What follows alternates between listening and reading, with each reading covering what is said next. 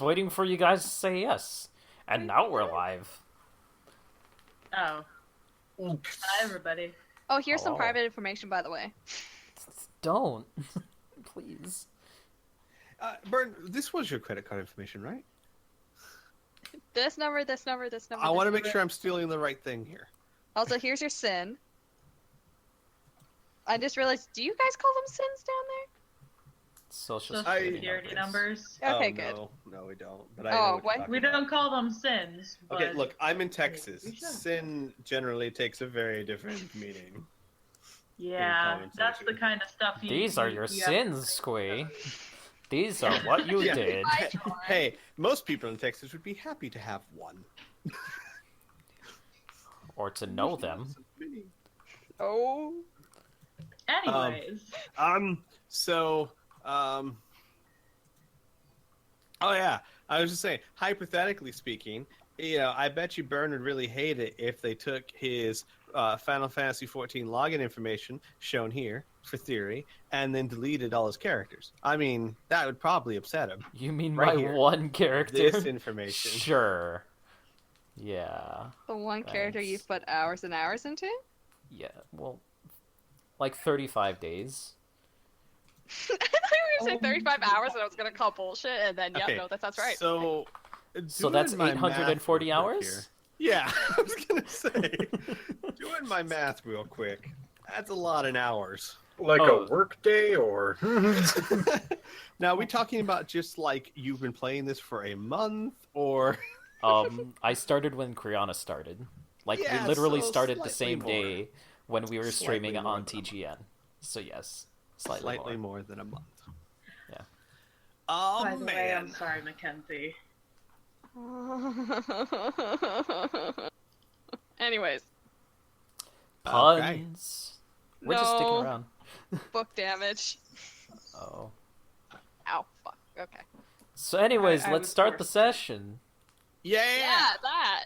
So, any questions before we get started for me? No. Why is the sky orange? Because the chemical composition of the atmosphere happens to reflect orange light much more than the others. Actually, it's I orange have a skulls. question. Mm-hmm. Yes. Okay. So, all of the water on this planet is dyed and or tastes like pink lemonade. That tastes like, yes. Okay. And looks like, yes. Tastes and looks like. Okay. How are we supposed to bathe? What do you mean? Does it It does has it the leave a sticky composition. residue? No, it is not pink. This is the curious thing about it. It's not pink lemonade. It has the consistency of water. In fact, it is water. It is simply water whose molecular structure has had a few things altered to make it taste and look like pink lemonade. So it does not stick to you. It acts, as far as physics is concerned, it acts just like H2O. Otherwise, when it evaporated to rain, it would leave all that sticky stuff behind and just rain water. Yeah. So it was scientifically engineered to be water that literally tastes and looks like pink lemonade. So you could bathe just fine. Interesting. Oh, yeah, I Um, guess we're doing this for 20 days. We should probably bathe. It might be a good idea. Also, Uh, for 20 days, we're going to be basically eating nothing but these rainbow trouts, which taste like tuna. It So sounds good like luck with Kenz's that. worst nightmare. Well, to be fair, that doesn't mean it's the only thing out there to catch. Oh. Okay. No, I like Just the like- idea we're just eating tuna every day, essentially.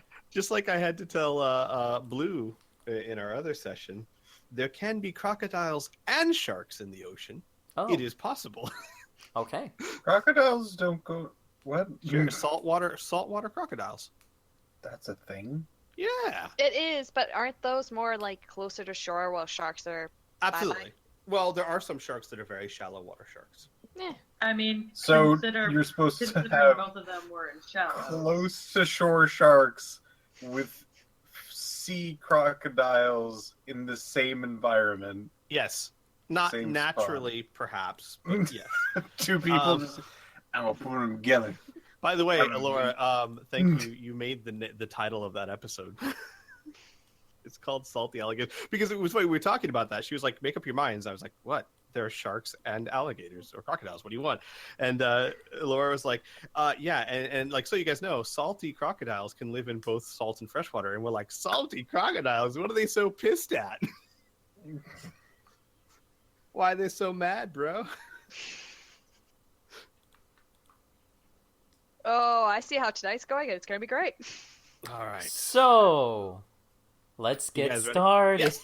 So, last we left, you guys had left the factory behind and entered the Great Wrapper Waste. It's really hard for me to say that. The Great Wrapper Waste, which is very much a desert or even almost a sea. And you guys would learn this as you walk upon it. You can walk on the wrappers and the dunes, but it's like a very loose shifting sand. You're constantly falling in almost to your knees, and it's more like you're wading through it than walking through it. And you could almost consider this less of a desert and more of a sea in that sense.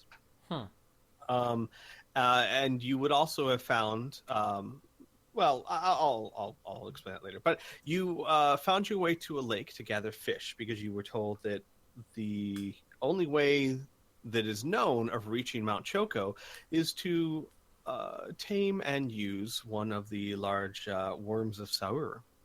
And you captured some fish because you were told that they like fish. You came up with a very, very well thought out strategy for how to capture and tame one. And capture and tame one you did. Just a lot easier than perhaps you were thinking. Yeah. You offered it food, and it seemed to be very polite and well-mannered, if a bit odd. It agreed to take you to Mount Choco. Ryle, you guys named him Ryle because his name wasn't actually something that was ever spoken.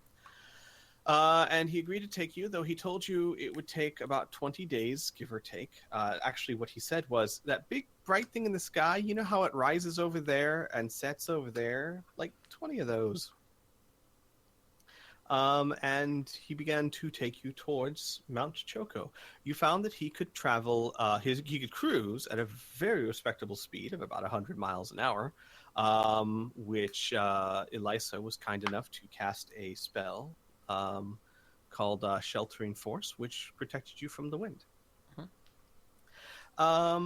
Lucas, you spent a lot of time learning about the worms of Saur, and basically we're going to pick up there. We'll say you guys are like a day or two into the journey. We're going to handle this a bit more narratively, because I have a chart for you guys to roll for some random encounters, perhaps. Sure. First things first, welcome back, Laura, kid. Hello. We missed you. Our bird is loud. Oh, well, Very still, loud. welcome back. Couple of things you guys notice on the first few days of your travel. Like I said, you could almost treat this more as an ocean or sea than a desert, because while you can walk on it, it is fairly dangerous. You do know, whether you found them out yourself or Ryle told you, that there are many, many places where the wrappers are less compacted and you could actually fall through, almost like quicksand, except much faster, obviously. So it's very dangerous to traverse the waste without proper transportation or proper breathing equipment, things of that nature. Your first 2 days are fairly eventful. You travel for about 8 hours each day, as Ryle can only really travel that far without getting tired and needing to eat. So typically you'll wake up in the morning, get on him, travel for about 8 hours or so, and then spend the evening doing what you will. I'll ask you guys what you would typically be doing there in that time in a second. And then sleep and start the journey again in the morning. Luckily enough, Elisa's Sheltering Force lasts just about that long. Technically it lasts just over 7 hours, but close enough. So she spends most of her day generating that spell for you so that you don't have issues with the wind. So I'm going to throw this over to you guys real quick. Let's say you're about 2 or 3 days in. During your traveling time and during your downtime, is there anything specifically your characters would be doing? I know during the first 1 to 2 days, he would probably be talking to Riley. Ryle, yeah. Ryle, got it. And then once he gets properly acquainted, because he doesn't want to just blow this guy off, he will most likely take the rest of the time to try to use his magic cassette player Mm-hmm. and see how that works and try to learn that spell. Okay. You find about Ryle, I did tell you a little bit about this last time. You find that Ryle is, while he's considered young for his species, he is still very much an adult. He's not a kid or a teenager or of that nature. He would be like in his mid-20s, I suppose, if you would equate him to a human. Young, but mature. You find that he is unendingly polite, fairly well-mannered, but also incredibly curious and a bit self-conscious, lacking in self-esteem, unsure of himself. Timid, actually, I think is the word I was going to use. He is a bit timid for a very large gummy dragon. You can get the impression that these two emotions are constantly battling with each other. He's incredibly curious. He wants to know about you and humans in general and everything like that. But he's also very cautious to not insult, to avoid angering others or things of that kind. Many of his questions start or end with, if it's okay, you don't have to answer if you don't want to.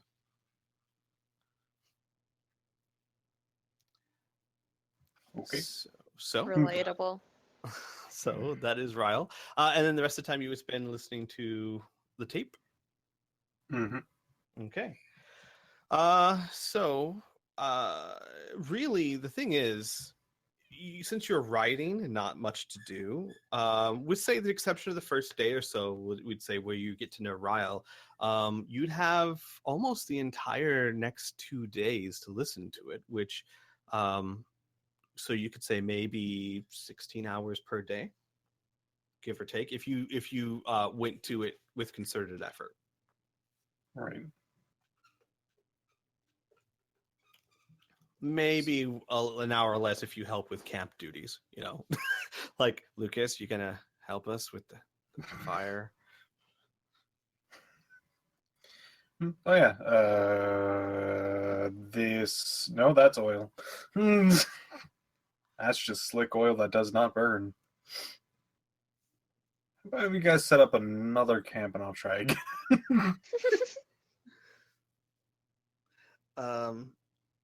Who else? What else would you guys be doing during the ride and during your off time? Well, Isaac didn't really prepare for a really long journey or anything like that. I would imagine that he would have his holographic computer, which has a couple of novels on there and most of his music. But other than that, nothing really. So he'd probably be keeping to himself mostly. Reading, maybe listening to some music, but that's it. Okay. All right. Kid, Anna?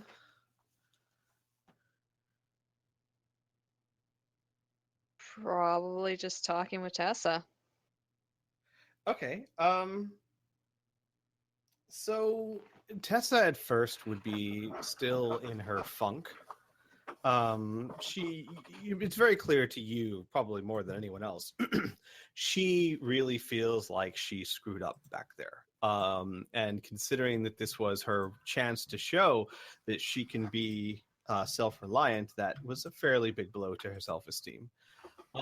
However, she's never been the kind to just sit there and dwell on such things for too long.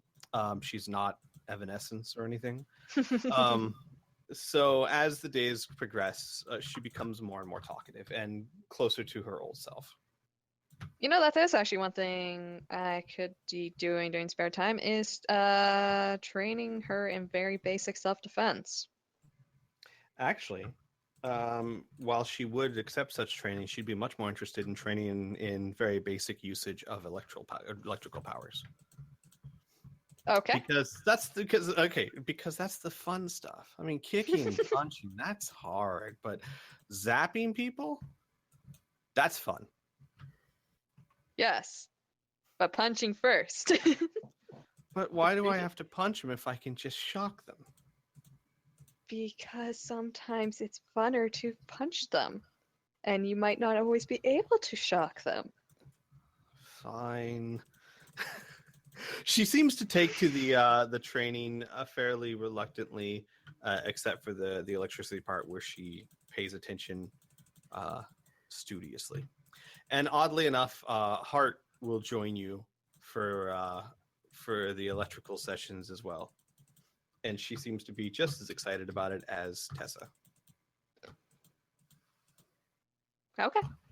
She doesn't obviously displays no skill or talent or anything for electricity, but she's there. Yeah, no, not gonna turn her away. She'll mention at some point, like, just imagine if she could, and then what Oh, she could do no. with machines. Anna looks into distance and thinks of the little she knows about art. So, all right. And Kid, what would you be doing? Actually, at the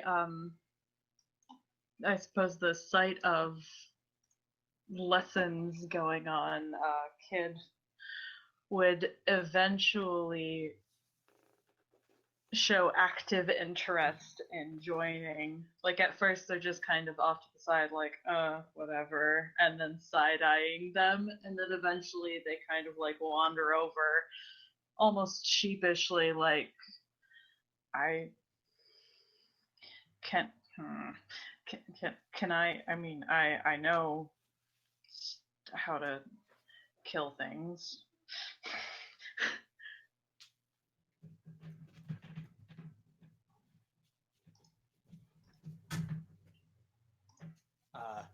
Anna, do you Oh. respond? This is towards you, my dear. I did not realize this was towards Anna. For some reason I thought this was towards Ryle. I heard none of that. He's going to teach you kung fu. Oh my god. I am so sorry, Laura. Kid would like to join in on the lessons and would like to learn. Yes. Sure. Apparently, I am now at training camp. Eric would be proud. Though the more I think about it, the more I like this idea. Ryle teaching her? Teaching her kung fu. All right. So how does Kid take to the training? Enjoyable, reluctantly, nonchalantly? It's not really any of those things. I should note, I don't think Anna would be a good teacher. That's okay. Honestly, it would probably be a mixture of learning and teaching with and to Tessa and Hart, because Kid is actually very well informed on hand-to-hand combat, and they're also mega damaged, so they can take a hit and be like, no, that's not it. That's not anything like what you're supposed to do. You hit like this. Oh no. Like, very, very restrained, obviously. Now I'm gonna punch through you. Jeez. Kid, do you have your character sheet? What's your hand-to-hand level? My hand-to-hand is Commando. Oh. Yeah, Kid, I hate to break this to you, but Anna's got nothing to teach you in that department. Oh, well then they'll mostly just be helping. Okay, yeah, you could probably do it better than she could. Yeah, I was gonna say, I think like Kids probably be more actually well trained, while Anna's is literally like down basements of bars. There is one thing that but see, you were teaching basic self-defense, so that would be hand-to-hand expert. You do have boxing that Kid does not have, but all right. Yeah. That's something Kid would be interested in. Okay. So yeah, okay. But yeah, I like to imagine, like, Kid comes over to learn something, and then eventually they just, like, take over the lesson, just like, no. This is how you do it. Worst teacher ever. which one, kid or adult? Because I was just imagining I would probably step back and go, okay, Yes. you do that. Yes. Just like arms crossed, watching, like, yeah, that, yeah, no, yeah, sure. Yeah, no, that's totally, yeah. You go so- ahead and Kid, you'll have a slight problem teaching, as it seems every time you do something, a punch, a kick, or anything of that nature, you just have like a little squeal from heart and just like little, so cute. Oh, you're not listening, are you? What? Oh, no, punch, right, like this. No, Bam. not like that. That's what you did last time. I told you not to do that. Show me again. You take the stance, and then you. Kid eventually just walks away. It's like watching an Ewok try. To her. Obviously, some people would look at Kid and find Kid terrifying, but to Heart, it's like a cuddly teddy bear trying to kick people. If there was like an actual thing to practice on, like a pillar or a wall, it'd be much more terrifying. But right now, they're just kind of kicking up tufts of like wrappers. Candy wrappers, yeah. And it makes it a lot harder to take seriously. All right. So I guess that leaves Cyber 6.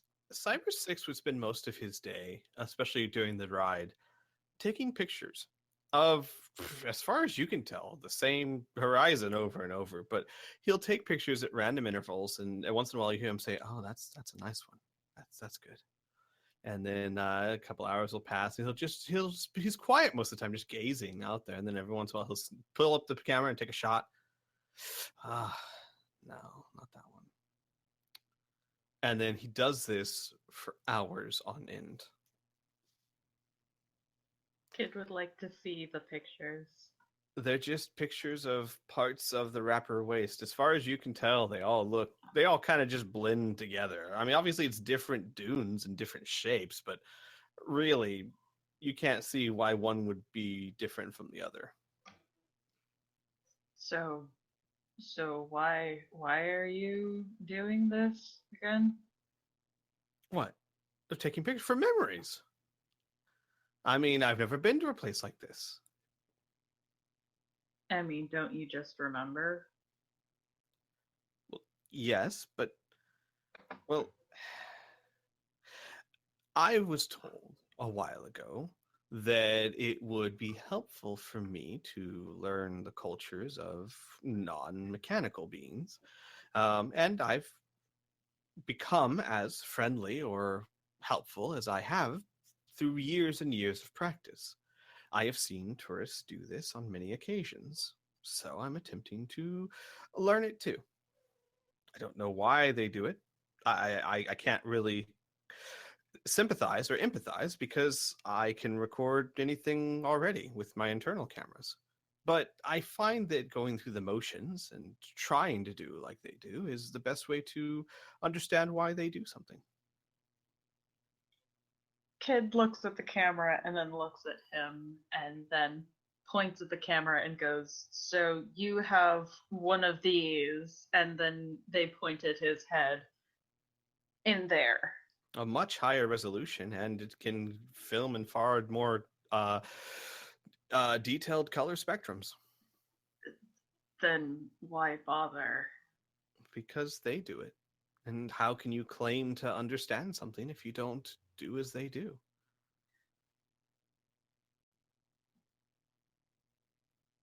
Kid looks deep in thought. He waits patiently. He says, "Consider this. I have seen in many cultures that use these devices, people will mimic taking a picture even when they don't have one in their hand. It's almost universal. It's an action that everyone understands. It's a part of their culture, and it means something significant. This device, as useless as it may be to me, is very important to them. Well, just because it's important to them doesn't mean you have to use it. Well, true, but that's a very sad way to look at life. There are lots of things that I enjoy that aren't important to me, or there are lots of things that I could learn that I have no real use for.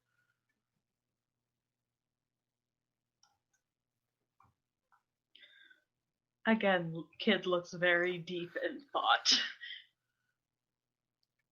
He waits patiently as you think, and then he says, I find that life can be far more enjoyable if you learn things not based on how useful you think they will be, but based upon how much importance others place upon it. If nothing else, you'll be able to understand why they do what they do.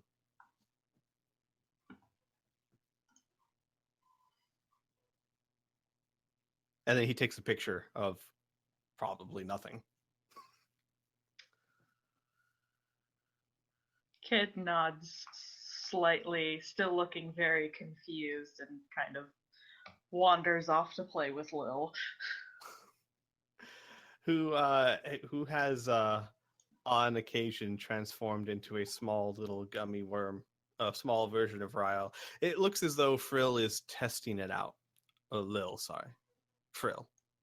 Frill is the name. Okay, the race is Frill. The name is Lil. Yes. I forget though sometimes. So it looks as though Lil is, and doesn't do this all the time, only a few times a day, but will attempt to mimic what Ryle looks like. That's adorable. Okay, anyways, All right. moving on. So with that, what everyone does, we'll say you're about 3 or 4 days into the journey. Would someone please like to roll me a dice for the random encounter?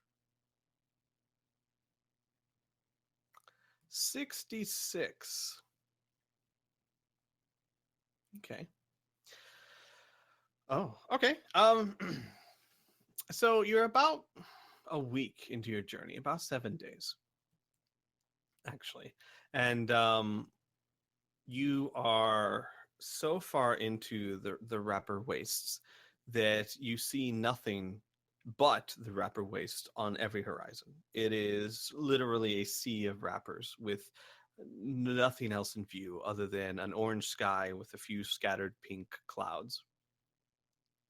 And you're about halfway through your day's journey, so it's about high noon, we'll say. The temperature is still relatively comfortable, and off in the distance, you see, still quite some ways away, a being that looks like maybe a human at first, with light blue skin. However, as you get closer, you realize that while this figure is humanoid, 2 arms, a head, a torso, looks fairly human with the exception of the color. Given how well you can see it, given and how far away it is, it must be very large, and I mean like very large. You can see that it is wading through the wrapper waist up to about its waist, but from its waist to its head, Cyber 6 would casually comment that he's measuring about 30 feet. Giants? And if As he my voice cracks? he goes, well, if he is symmetrical like the rest of us, then I'd say his legs would be about another that again. So giants would seem to fit the definition. This figure appears to be wading through the wrapper waist, searching for things. He would stop every once in a while, and you can tell it's a he because as you get closer, he's got a very big bushy beard, untrimmed, unkept. It wears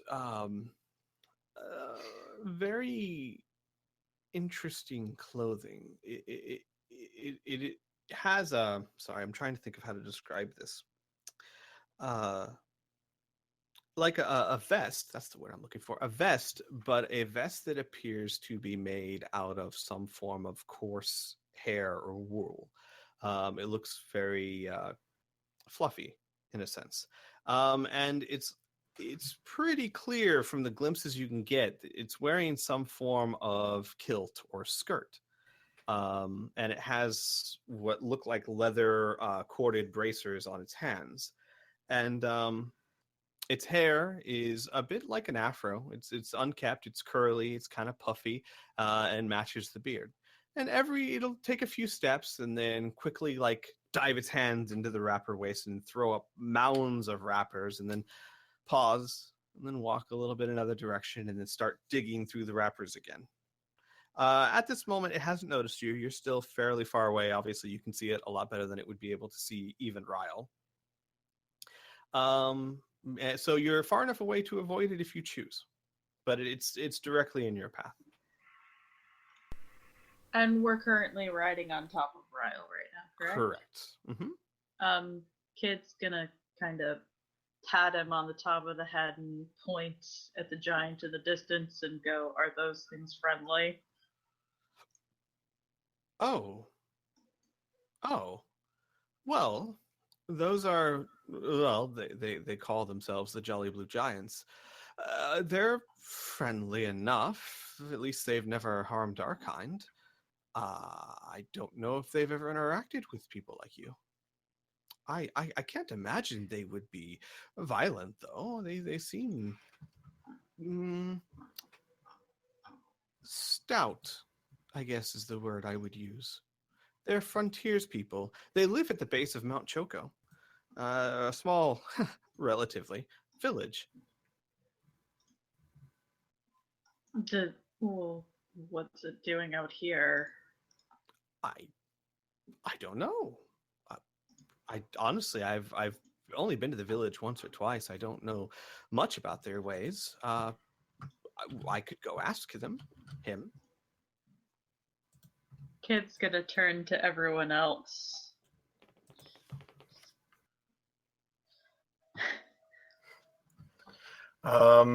Lucas Lucas doesn't seem to be paying attention to much at the moment. Got his earbuds on. Yeah.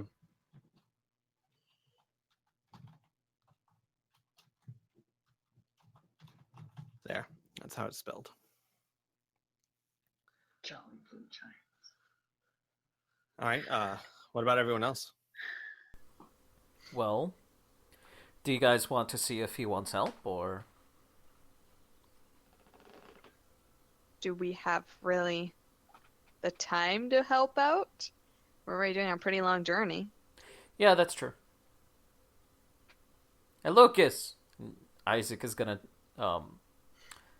gently nudge Lucas. Ah, yeah. So you see that guy over there? He's really big. Oh shit! They're supposedly called the Jolly Blue Giants. He's I want to shake his hand. okay. You know what? I think we can at least shake his hand. Sure. Let's go. Oh my god. Done and done, I guess. Done and done. All right. Well, no need to call for a vote here. I mean, do you guys not want to encounter him? I don't care You either know direction. what his position is. Hey, if he wants to shake his hand, he wants to shake his hand. Okay. Right. Clearly very important. Very. So Ryle would say, "Oh, all right then." And he'll start traveling over towards him, and he'll say, "Excuse me, sir. You have some collars." And his voice is very booming. You've never heard him speak this loudly before. It's almost impressive that he can boom so well, yet still keep such a pleasant, polite tone. And the figure looks up from what it's doing. Now it's about a good 100 feet away, so you have a very good view of it. And it looks down and does like a and blows its beard out from like its mustache, like away from its mouth, and goes, "Oh, hello there, little one. What are you doing in these parts so far away from others of your kind?" And Ryle goes, "Oh, yeah, that's not really important. Look, you have some Kid fans." pipes up and goes, "Can't we ask you the same thing?" Oh, wow. I think, little one, I think you have some sort of bug on you. Is this supposed to be there? It doesn't look human. Ryle's mouth just like drops open, like incredibly embarrassed for Kid. Doesn't say a word. Oh, I feel this. Kid gets this offended look and goes, "Lil isn't a bug." Oh. Oh, my apologies, little one. I shouldn't assume things. So are you one of the humans? I've seen some hairy ones before, but you would be the winner. Oh my god. Kid's expression goes from offended to confused and goes, "No." Ryle, in a very quiet voice, says, "I am so sorry. They are usually far more polite than this." And the jolly green giant, blue giant, sorry, Oh, I'm will sorry, what was that? the jolly blue giant will say, "So, callers, you say you've come to see me for some reason?" He wants to shake your hand, and Kid's gonna point at Lucas. Sir, big admirer of your beard. Gotta shake your hand. Oh, well, I suppose, but usually I shake the hands of people when I am introduced to them. Perhaps your name. Lucas nods for a second. Oh, me first. Okay. So, I'm Lucas. I'm do we even have constellations? Is that a thing? No, they would be on. I'm a Pegasus. I see. I thought you were a human. Oh What's no, it- that's my sign. I looked at the stars, I saw Pegasus up there, and I was like, I probably was born under that. So I'm a Pegasus. But he looks up and looks back down. That's odd. Weren't you born under all the stars? Most of them, really. Oh, I see. I'm being judgmental. I'm sorry. Well, it's a pleasure to meet you, Lucas of the Pegasus sign. Thank you. My name is. Sorry, my dog is barking. What an odd name. No, he says, "My name is Juki of. Well, I don't really have a sign, but Juki will do." And he will sit down and with a huge like thump that shakes the wrappers and causes many of them to fall around.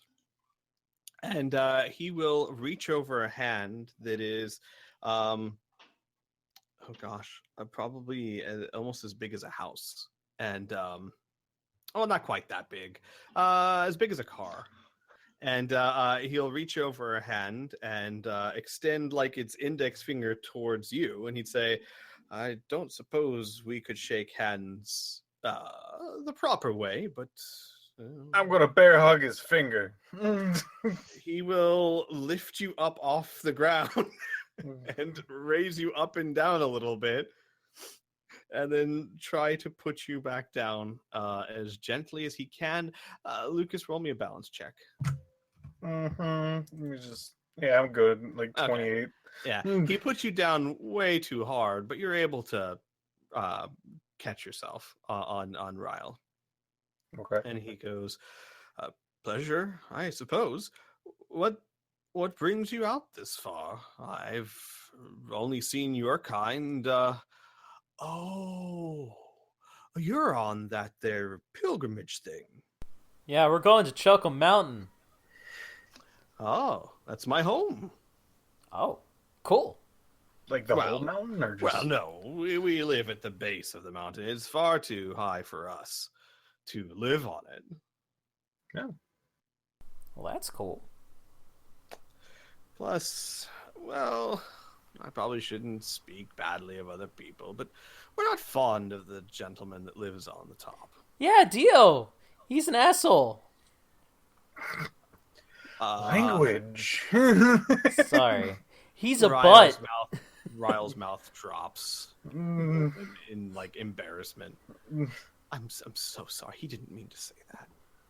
No, I'm pretty sure I did. Yeah, he did. Ryle goes, "Oh, right, sorry." And then like you can see from where you are, you can see like his mouth is closed, but his head gives like a shake motion towards the giant. Oh, I feel this. Oh, man. And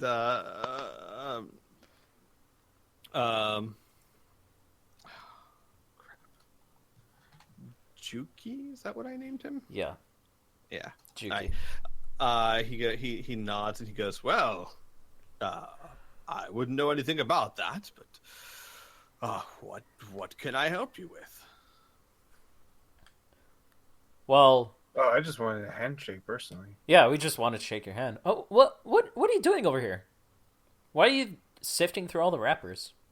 Oh, well, my roof has a hole in it. Oh. He just looks at you as if that answered the question. What are you supposed to find in the wrapper wastes? That'll fix your roof. Right, of course. You wouldn't know how we build our houses. Well, little man, the wrapper wastes are home to many treasures if you know where to look. The wrappers seem small, fragile, frail things up here at the top, but the further down you go, the more weight they have on them. And many of the wrappers still have, like, I guess you would call it like a glue on it from before. And, well, the at least the elders tell me that the weight of the wrappers compress it into slabs, sheets. That's what I'm walking on now, and how I am not sinking up to my nose. But I'm looking for cracked plates of this material. We use it to keep the rain out of our homes. Huh. It works wonderfully, but you have to dig pretty far down. Cool. Well, it doesn't really keep the cold out. That is true, but it keeps the weather out. No, I meant Does it have that's tunnels? interesting. That's what I meant by that. Tunnels? Yeah. I hear like an echoey dog somewhere. I think one might be trapped. No. Not down. No! Wally, shut up! Stop it, Wally! I'm a professional. You're ruining my image.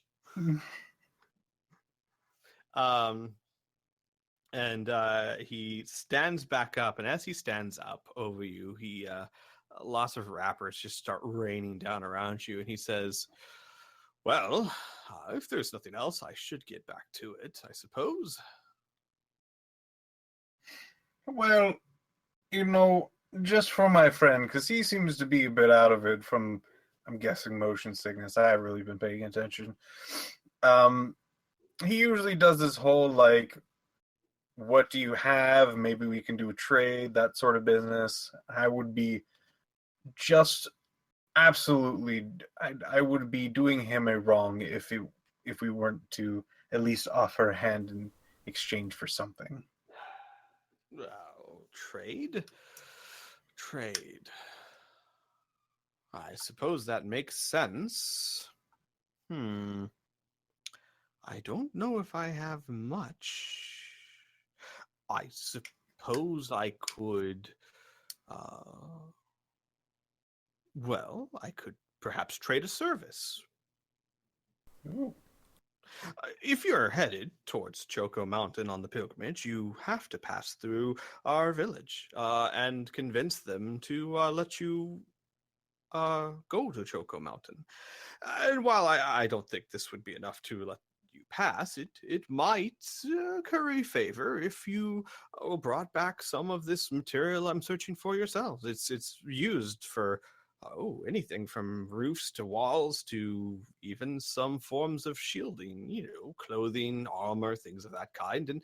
And bringing some with you would certainly couldn't go bad. Well, thank you for the information. Yeah? Kid has jumped off of the gummy worm and into the sea of wrappers. All right, roll me D100. It's almost like water. You jump, and this is one of those areas where maybe it's because he's been shifting the wrappers. They are not very compacted, and you just go. And We lost Kid. That's the last we ever saw of Kid. And Ryle goes, that's probably bad. Can Kid fly? No. She can do something else. He starts nodding his head. Yeah, then that's bad. That's very bad. Okay. So we should go get them? Yeah, so Kid, Mm-hmm. you sink about 30 feet until you're stopped by the weight above you, kind of compressing everything closer together. However, you're in that magical area where things are compressed enough so that that you're not falling further, but not compressed enough that you can get any sort of foot or handhold to claw your way back up. And it is completely black. This is uncomfortably familiar territory. Are you wearing your body armor at the moment? No, they are wearing their jacket. All right, then you are also having trouble breathing. Yeah. Okay, we need to rescue Kid. Help. Yeah. Please say we just hear very tiny help come from No, she below. can't breathe. Nope. You don't hear shit. All you heard and saw was Kid just jump off the side, and she's gone. That's it. Like, no splash, really. It's a bunch of wrappers. All right. Not a lot of sound, a little rustle. Sir, Juki, Yes. can you help us find our friend? If Oh, you do, We still do If- what? if you do, I think we'll be happy to transport the materials that you find for your roof. I'd be happy to help for trade, I suppose, but I don't think your little friend there could carry what I'm gonna take back. Really? It's the- bigger than Ryle? Ryle is about the size of like a small dog to this guy. Oh, Ryle's jeez. only like 100 feet long and not very wide. This guy is 60 feet tall human. Okay, Never mind then. Can you still just tell, please? I mean, we could probably figure this out. I see. Ooh. Well, that'd just make things smell. But luckily, we won't be around here for too long.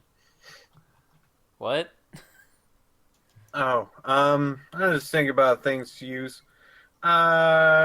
Should I use a pie that melts through everything? I should That probably might use a melt pie. through Kid. It will be fine. Lucas starts casting a spell. Okay. Now you guys are gonna have to find a way to bring her back up, but I'm gonna dig that hole. And I Got use it. this pie. Luke is gonna cast the lemony, delicious what is this thing called? Lemon meringue pie. Lemon There we meringue go. pie, yeah. All right. But Mhm. very important, SDC. Got it. Got it. And The wrappers are MDC. Plot twist. so he's gonna plop it down where he thought that thing that the kid jumped into. Luckily, it was pretty soon, so I assume that it'd be pretty close. I can roll intelligence if you want me to.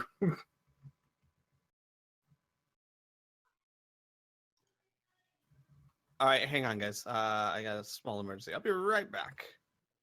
Okay. Okay.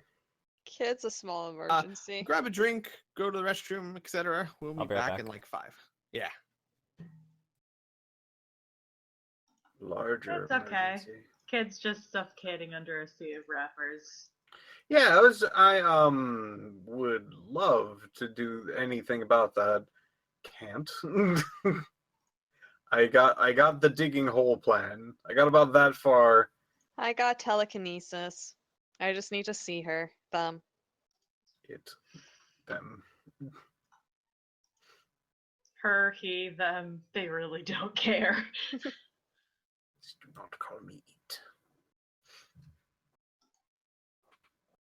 Or Shirley. Definitely not Shirley. That is not their name. Even with max damage, it will not deal enough to deal damage to you. That's good. That's also not surprising. Yeah, I just need to be seeing what there is to be seen, unless I just start picking up. Oh no. That's only by it does. So I just imagine like doing the thing where it's just like you pick up like a dozen little tiny items and make a tornado out of it essentially, and then kill people with it. Yeah, that's bad. Don't do that. Yeah, just by a dozen and just like opposite direction. Or I guess I can pick up 100, like 100 pounds worth of wrappers. It's not a bad Kid idea. might be in there. Kid is probably worth more than 100. Well, that doesn't matter. Worth. I'm only limited by my ISB. Right. So if I really want to use all my ISB, I can pick up to 1,800 pounds worth of shit. Damn. I don't think they realized that. Or they were hoping that people would be like, that will only be crucial, and they'll probably just use it when, like, they probably limit themselves to, like, I need to save some ISB.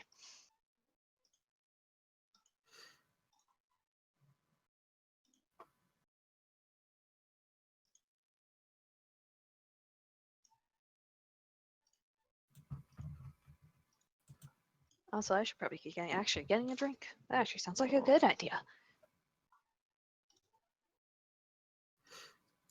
Gotta lubricate your vocal cords. Or I just keep getting a headache and maybe water will help. Oh, that too.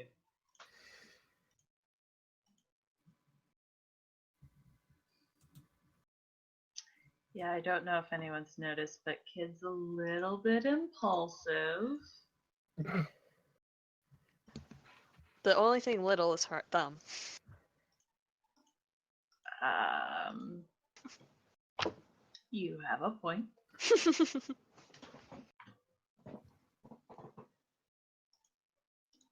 Who ate all the candy? I'm assuming it's years upon years of just waste. I'm assuming we're just in there like Yeah, I'm pretty sure garbage this thing. is like hundreds of years of just dumps and manufacturing. Oh shit, I have to put new numbers. Okay. I think it would have to flown in this trash from other places. Yeah, let's not think about it too hard. It might start hurting our heads. Yeah, this is not supposed to be a realistic place. No. Fuck's sake, their water tastes like lemonade, okay? That sounds both great and horrible. Oh god, I couldn't do it. Like, I love lemonade, but like 24/7, I can't do that. Especially if I'm having like a steak or something. Like, I would have that. Steak sounds pretty good, If- Batman. If I got a freaking, like, actual 0-calorie, no, none of that weird things that make your freaking system shut down, go into dietary. If it actually was like the actual just water and then it was flavored - perfumed into pink lemonade, I think I'd be okay with that.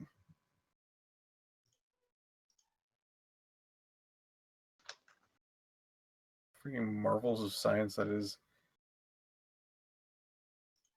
It acts like water but tastes exactly like pink lemonade. Holy crap. That's a goddamn breakthrough. scientists have gone too far. Yeah, literally.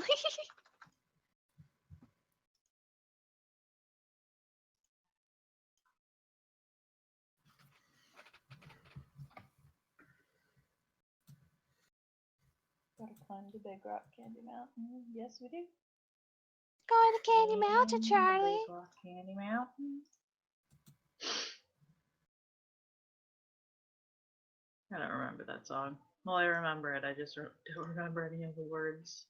I used to be able to quote Llamas with Hats, the entire first video of it. No shame. Now I quote it all with Unironically. shame. Well, I was 12, so there really was a little shame to be had. What the fuck did I do? Okay, I am back. welcome back. We're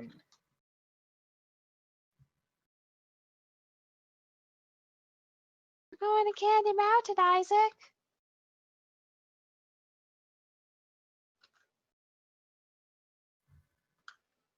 Or Good. not. Cool. No, it took a long time to find my unmute button. Oh. Wait, what? Because I have to... No, mute- sorry. I'm like Hmm? going through my like Zapper stuff and like updating the ranges and stuff for the level. And okay, that sends electricity lesser, so I'm not gonna worry about it, but it's like roll a D100, 55 plus 5, so at this point it'd be 100%. Oh, hi. Then there. 98%. I will never use that because I have the greater one and it doesn't need to roll high. Yeah. Hello. Hi. How goes it? Good. Trying So to throwing find this pie. Yeah, hang on. I'm trying to find something to show you, give you guys a little bit of scale here. The closest thing I can find is this. Hang on. I'm telling you. This is gonna be ridiculous, but hang on. Let me throw this in the Three Galaxies chat. So in this image, you would be Macklemore, and it would be the Moon Man. Sorry, it's the only thing I could find. Holy shit. And he goes up to the top of the flag. So So he's 60 feet high. yeah. Jesus Okay. Christ. Where Ryle is probably in T-Rex? size. Yeah, he's longer, but yes, about that size. He's big enough for you all to ride on his back pretty comfortably. So yeah. Actually, yeah, I'm looking at this now. So he's probably about the size of like a German Shepherd to Juki.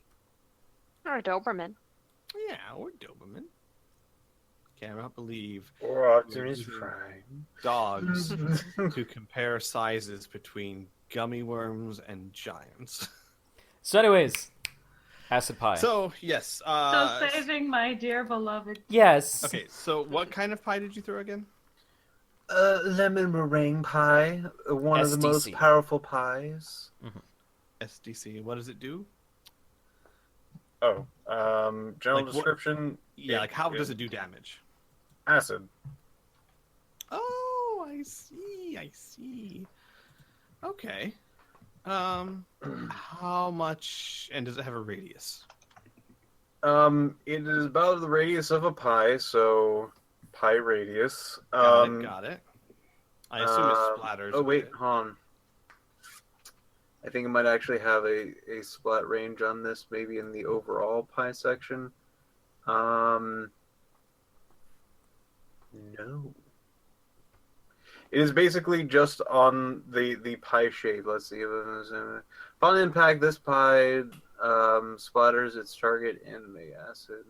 So I'll say about 3 or 4 times the size of the pie because it's gonna splatter around. How much damage does it do? 4d6 plus 20. Okay.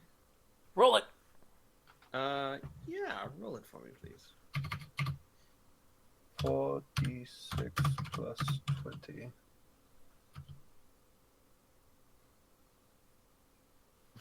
35 SDC. This goes for 2 rounds. This will continue to go for the first melee of every round. Let's see. Gosh, I'm trying to think what would realistically happen here. So this would be doing 101 SDC on the way down until it stops, basically. Got it. 105. So, give me a second while I consider exactly how this would work, because it would definitely burn down far enough. But I almost feel I almost think like all right. So you throw the pie, it hits the top, and it begins. The acid starts eating through the wrappers and starts eating through it rapidly and sinking. And creating a kind of a hole that starts to slowly fill in as wrappers from the sides fall to fill in the hole. Not all the way, right? This isn't water. Mhm. So it makes a smaller hole than it would otherwise, but it reaches down all the way almost to where you can't quite see Kid, but it's within a few feet, and Kid it gets enough of it out of the way that you can push your head up through to get air. Oh, good. But you still have no handholds or anything.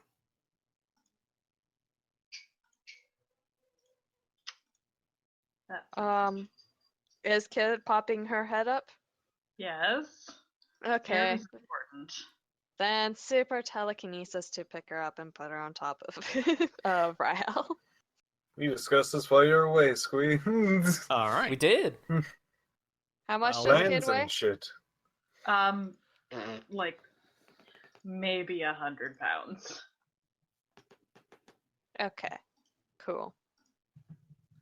I don't know if super telekinesis can handle 100 pounds. You take that back, It's Squee. limited by my ISB. I can lift up to 1800.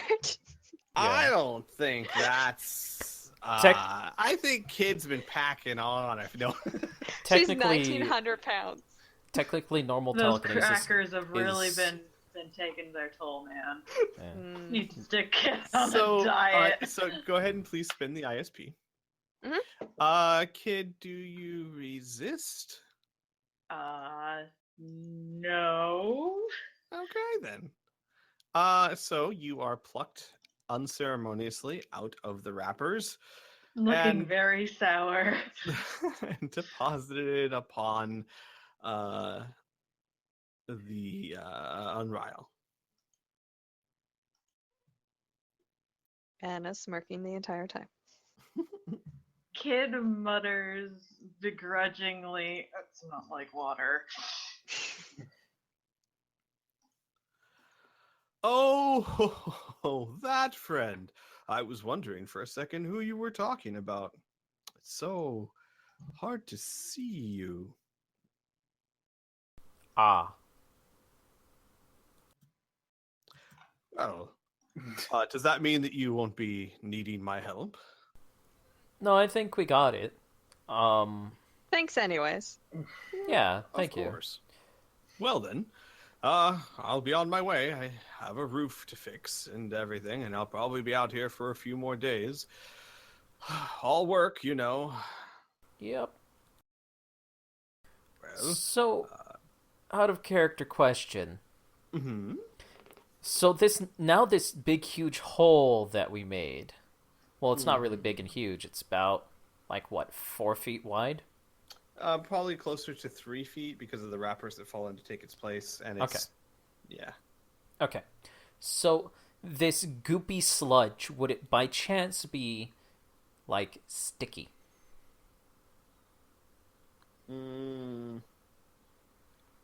Kind of Yeah. glue-like. Yeah, because melted plastic, like liquefied plastic, would be glue-like, but you're gonna have to touch it with something that won't burn. True. Damn. Because If thinking about it is well, no, actually. Wait, that's not how acid works. The whole point is that the acid is becoming non-acid by eating. yeah, up it's the becoming plastic, neutral. So. Yeah. So you still probably wouldn't want to touch it with your bare hands, but you could probably scoop some liquefied plastic up.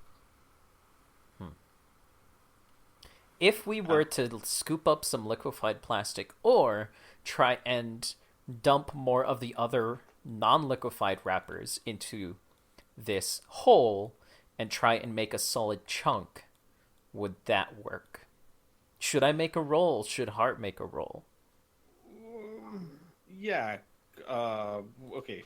What exactly are you trying to do? You're trying to make a solid chunk of. I'm trying to make this. I'm trying to use this concept to potentially make a solid chunk of the material which the blue giant was detailing us we could have, and if we could get enough of it together, we could give it to the giants to let us through.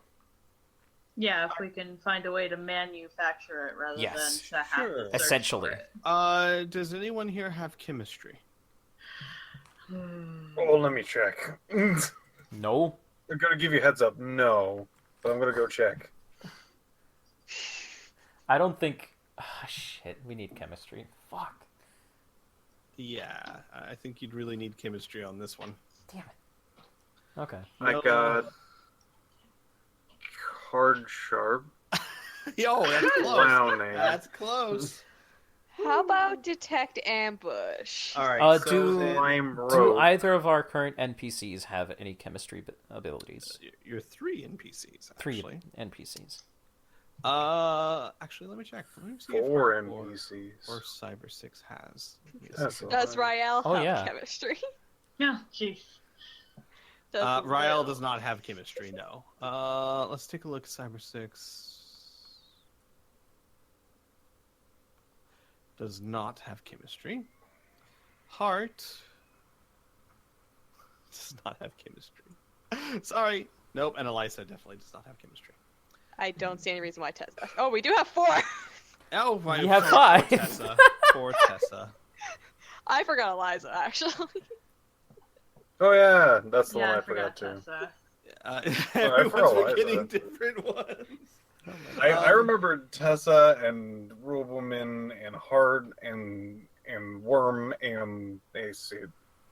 Yeah. So Oh my unfortunately, god, we have Hart- another ACU.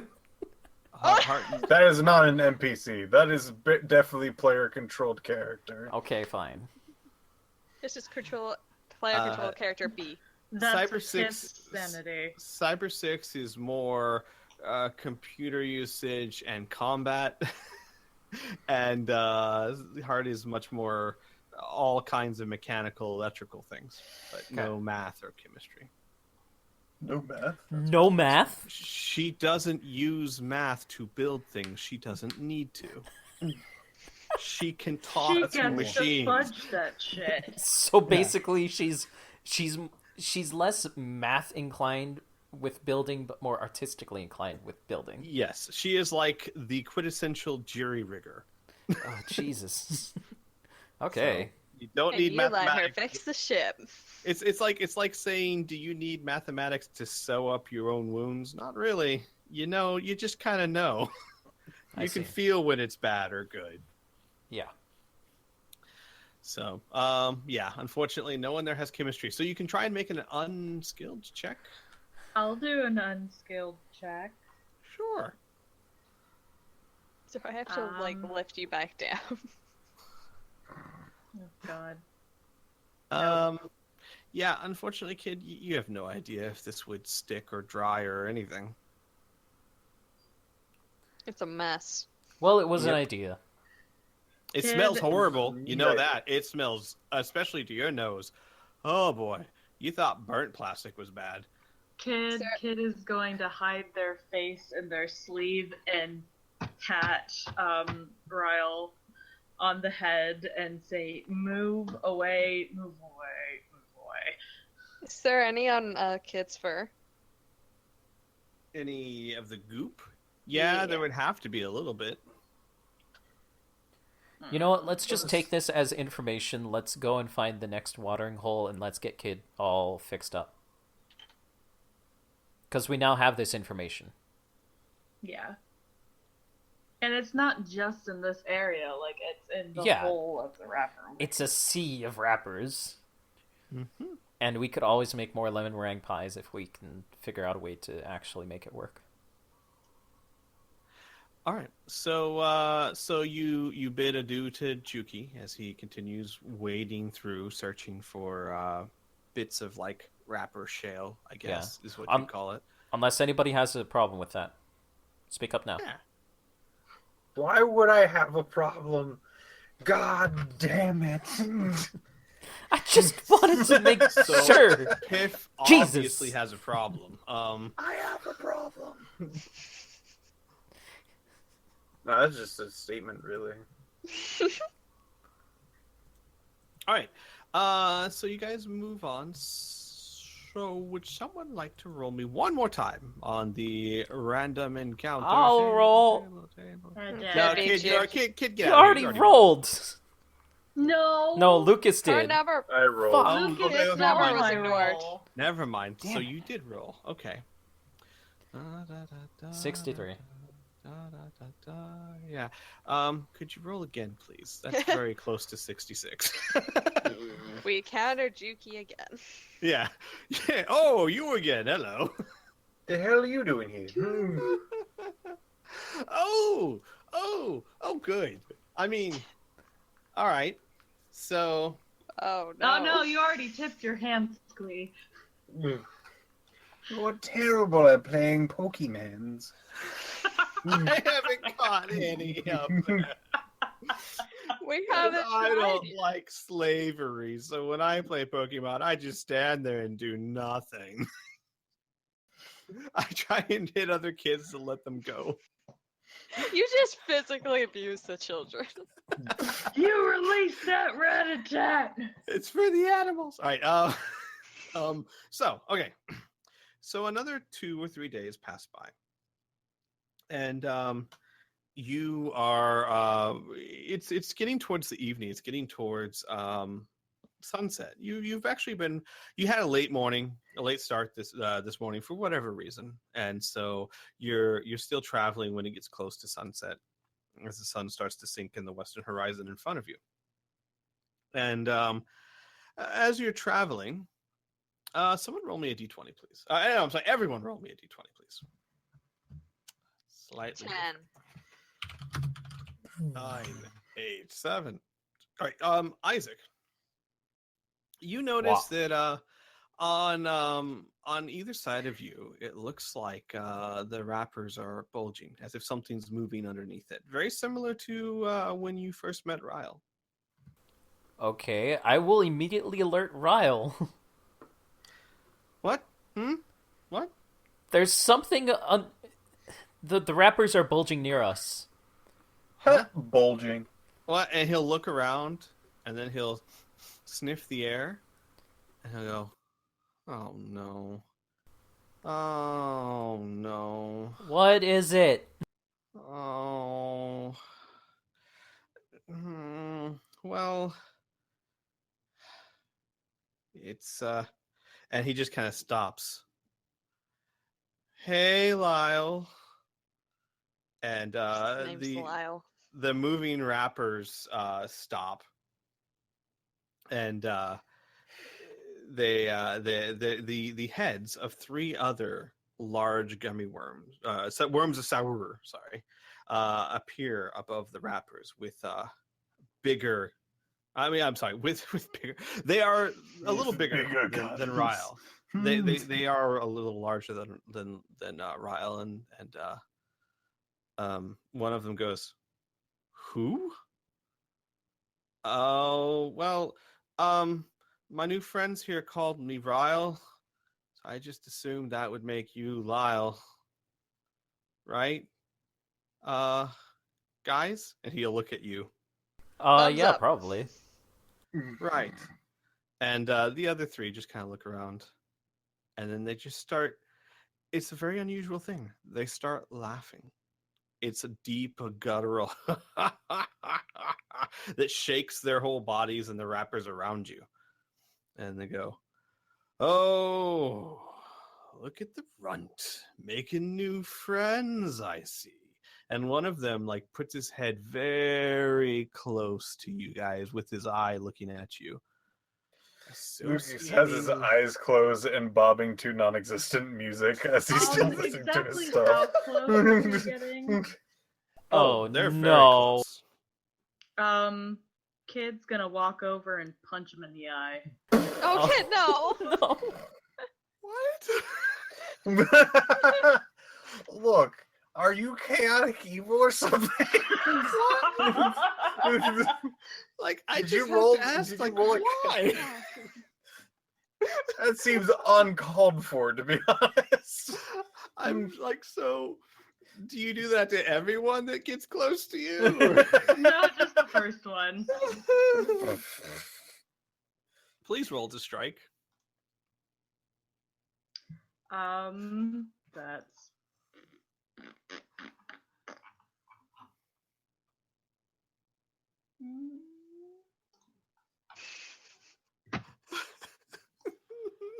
Oh, no. That's enough to hit. Oh man, please do damage. it's restrained. Is it? Yes. Okay, then don't worry about doing damage. I'm not trying to pop his eye. I understand. Stop! Um, I'm so sorry. you punch him in the eye, and it just kind of shakes his head back and shakes it for a second and narrows its eyes, and then Ryle's like, oh dear, it didn't mean that. You didn't mean that. It didn't mean that. Why would it mean that, guys? What brings you here? And they're all just looking at Kid now. Kid narrows their eyes at them. Okay, we don't need to fight them, please. Kid, relax. This And is one in of character them- from Isaac. Yeah.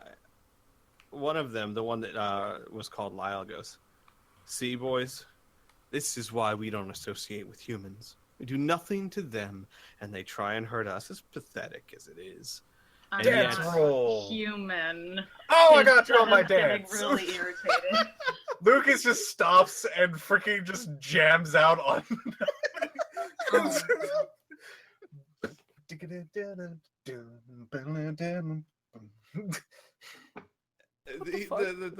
dragon Ryle, like, he stops, just looks at Lucas, and then they all just start cracking up again. And they crack up, and you see Ryle. He's very uncomfortably like laugh, like, yes, that's Lucas. Woo. Lucas, stop, Lucas, please. Lucas can't hear him, I assume. So We're the goddamn well. embarrassing siblings. And with that, the one that he called Lyle says, I think the elder should hear about this. The runt causing problems associating with humans. Ha! That's it this time, Ryle. That is it. Come on, boys. And together they leave and start like burrowing back into the wrappers. Kid shouts, "Cowards!" after them. Roll me a D100. Oh, God. I like to believe that Link timing that Link was just like, and here is your D100. They don't seem to respond. They go off. I'm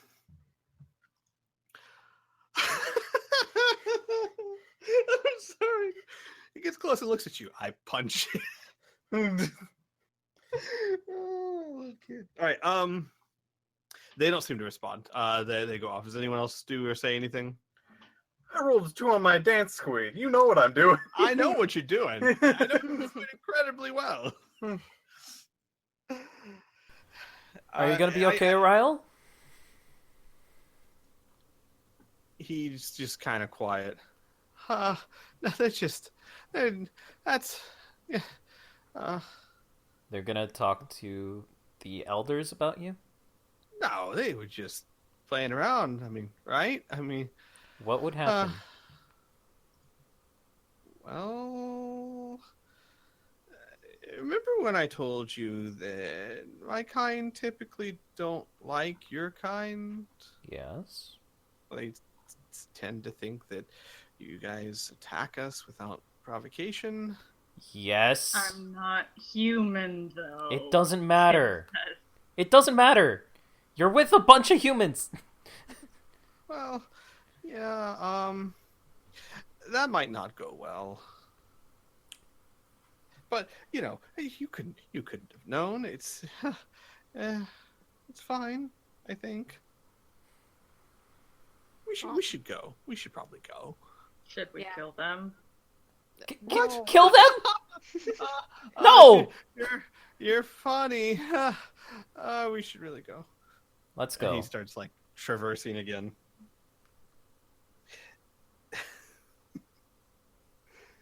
For the next, like during the night when you guys make camp, and probably the next day when you set out, he's very quiet. Does not talk much. Okay. So, you guys camp for the night. You'll start the next morning. Is there anything anyone needs or wants to do during said time? Actually, before morning, Kid's gonna go, over to Ryle and say, so, I shouldn't have. And they're just gonna pause for a little bit. Just like, not really sure how to proceed. Hi, kid. I'm sorry. Shouldn't have what? The stupid things. He just kind of like stares at you, like with his mouth half open, like he's gonna say something, but like not sure. But I'm sorry. I'm terribly sorry. I don't understand what you're saying. This what stupid things? I shouldn't have punched him. Oh, no, I'm sure it was bad. Yeah, it was really bad. But it's fine. I know that you didn't mean to. Well, I mean, I'm sure you meant to punch them, and well, that kind of is why. Well, I mean, um, He folds their arms and kind of looks irritated and says, I didn't hurt him, stupid. no, well, I might have been happier if you had, but it's fine. No, it's So you want me to hurt? no. I'm silly, just me, Ryle. No. No. I mean, he's they're all, well, they're not the kindest. But that's just them being them, right? Kid picks up like a handful of wrappers and like half-handedly throws them at him and goes, say what you mean. You people keep talking in circles and I don't like it.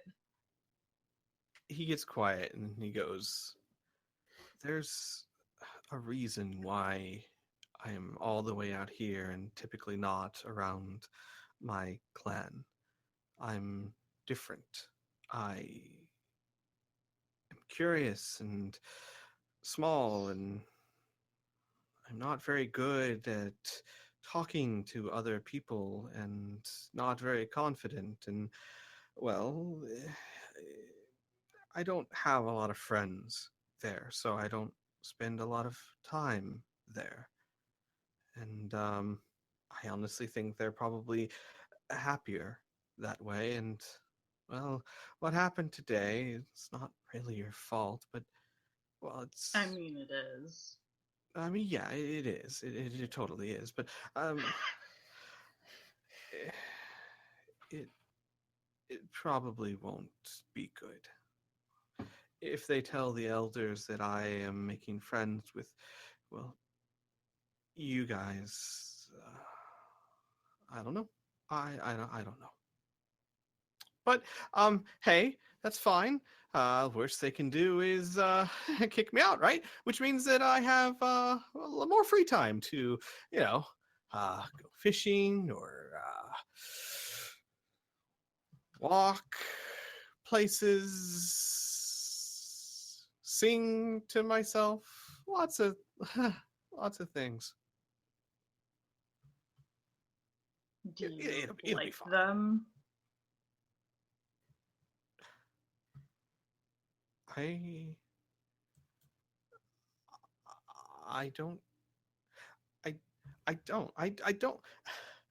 I need. You're doing it again. I'm sorry. I am terribly sorry. I don't enjoy being around them, but I feel a need to be included. It is not fun being alone. I don't know if you could understand that, but being all by yourself with no one else like you is sad.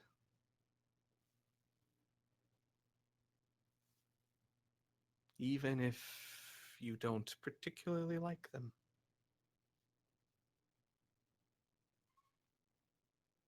I'm probably talking nonsense. Don't mind me.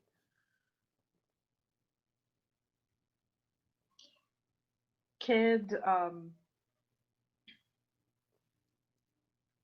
actually, is Ryle just like laying down or something? Yeah.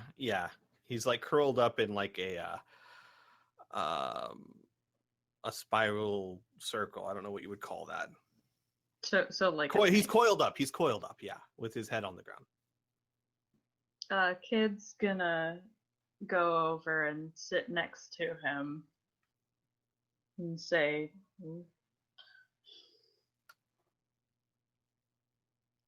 then you can, I don't know, don't have to be.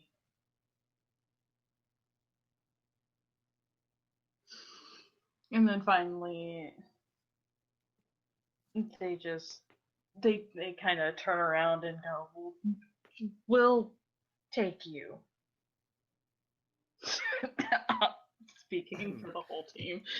I'm sorry. I must not be very familiar with that vocabulary. Take me, as in how?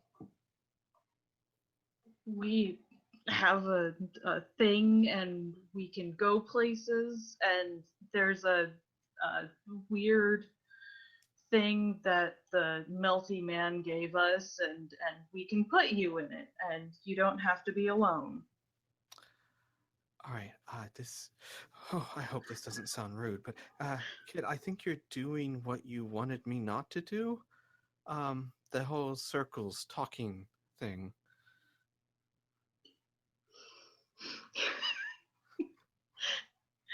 Kid looks down and says, words are hard. I know, right? Kid is going to try and call the rest of the group over. Okay.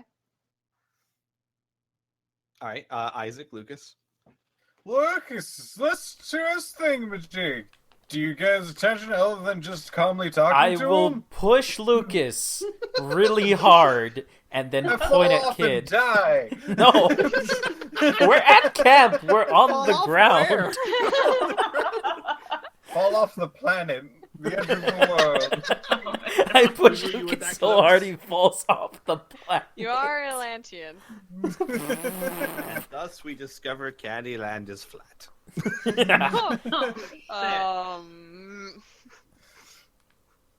What's up?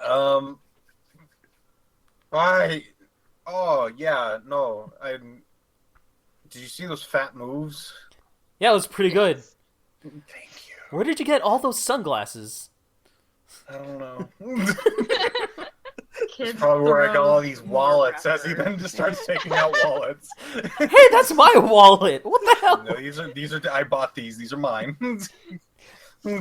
I should probably point out that Lucas rolled so well that despite all that was going on, it was probably still very hard not to notice how smooth he was being. Yes. Extremely smooth. As everyone's like talking and walking towards them, Kid like throws more wrappers at them and goes, "This is important." What? What, the rappers?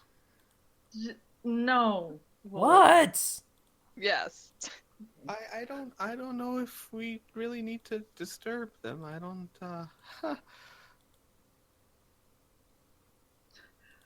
Well, Too late now. Kid stands up and walks over to the group and says, "If I can't fix the thing with the other worms, we have to bring him." Well, I mean, yeah, that's why we have the necklace. That was the idea, if he wanted to come with. Oh, okay. Thanks for translating. Give me a sec. Oh, we were going to ask you about that. So you seem like a very cool jelly worm of sour or whatever. What do you usually call your race? Oh, well, look, we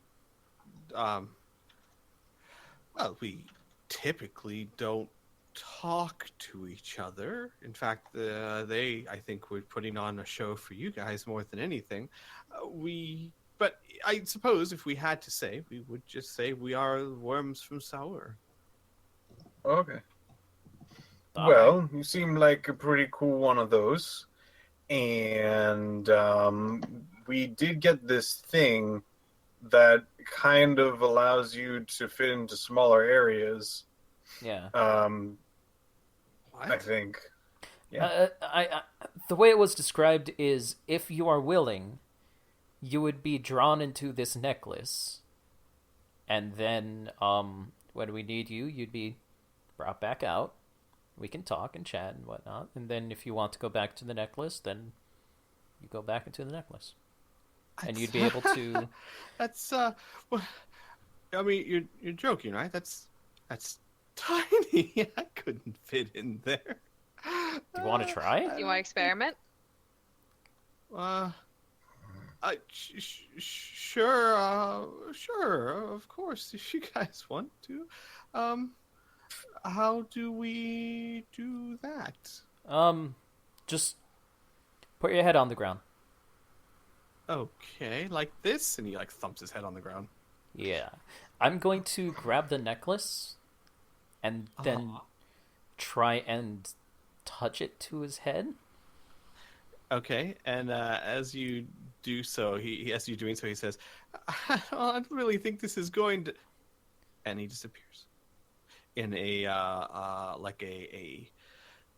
There is a puff of white mist. His body just kind of. It's as if the shape of his body turns into mist, and then that mist coalesces around and into the gym.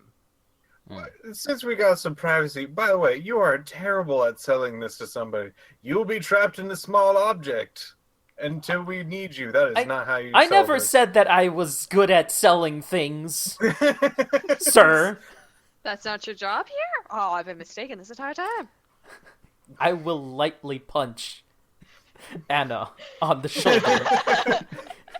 Can I roll to make a attack roll? Yeah, you better, Atlantean. Okay. You even know what lightly punch is? Roll with punch, you son of a bitch. Strike. 9. Can I dodge? Yeah, you can. Definitely.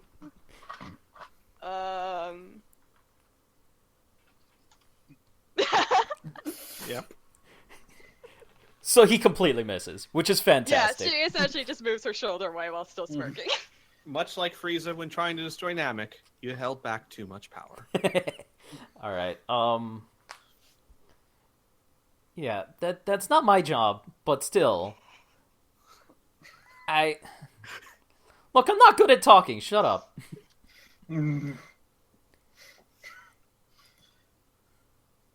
Anywho. Did you want to do a better job? Did I want to do a holds better up her job? hand for the jewel necklace, whatever. Oh yeah, we should probably let him out. Yeah. Oh, yeah, Let right. him out. How do I let him out? As Sure, you're holding the it's gym, somewhere. yeah, whoever holds the gym, it's since it's a magical artifact, it can magically impart upon you how to use it. You know that it's a will thing. As long as you're holding the gym, you simply will him to go inside or to leave. I will him to leave. White mist starts to leak out of the gym, coalescing into the shape of Ryle, and then in a small pop, Ryle's back and goes, "Work," but I wasn't here Yeah. a second ago. Yeah, exactly. See? See what? It worked. It worked. What? You were in the necklace. All you did was touch it to my head, and then this. I Exactly. moved. So it can move me? Kinda. Yeah, pretty It can much. hide you. I don't understand. It would allow you to Okay. take you with us. Wherever we go. Don't I have to go inside first? Well, yeah. You were inside, and then you came out. Yeah. I was? Hey, don't Cyber Six, recall. did you take any pictures of that? I was thinking about that. Just by happenstance? Cyber 6 is like, oh, I took pictures. Oh my gosh. Show Ryle. And he would hold up the camera and start showing Ryle pictures of him turning into a mist, going into the gym, Isaac missing Anna. I want that. And him coming back out of the gym, and Ryle goes, "Well, I didn't feel a thing. I know. Right? That's wow. That's marvelous. Mhm. And it wasn't heavy. I didn't make it heavy. No. No need to be self-conscious about that. It was just as heavy as it is right now. That's neat. Mm-hmm. So what we were thinking of doing is allowing you to be on something that probably wouldn't hold the big part of you, or maybe even go into small buildings or something like that. And then once we get to a side that you can come back out, you can release you back out. And you can check out cool new places. Because that's what I heard when we were talking, that you liked to explore. Oh, that sounds. Oh, you mean like other parts of Candyland? I've never seen other parts of Candyland. Well, other parts of Candyland and also other planets. Because we're not from Candyland. I'm sorry. Other what?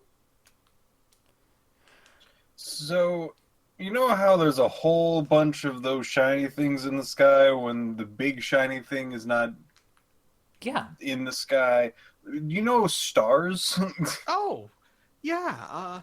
Those things in the sky. Sure. We traveled Yeah. to those. Those are like the big thing that goes from like there to there as he then like points to east and west.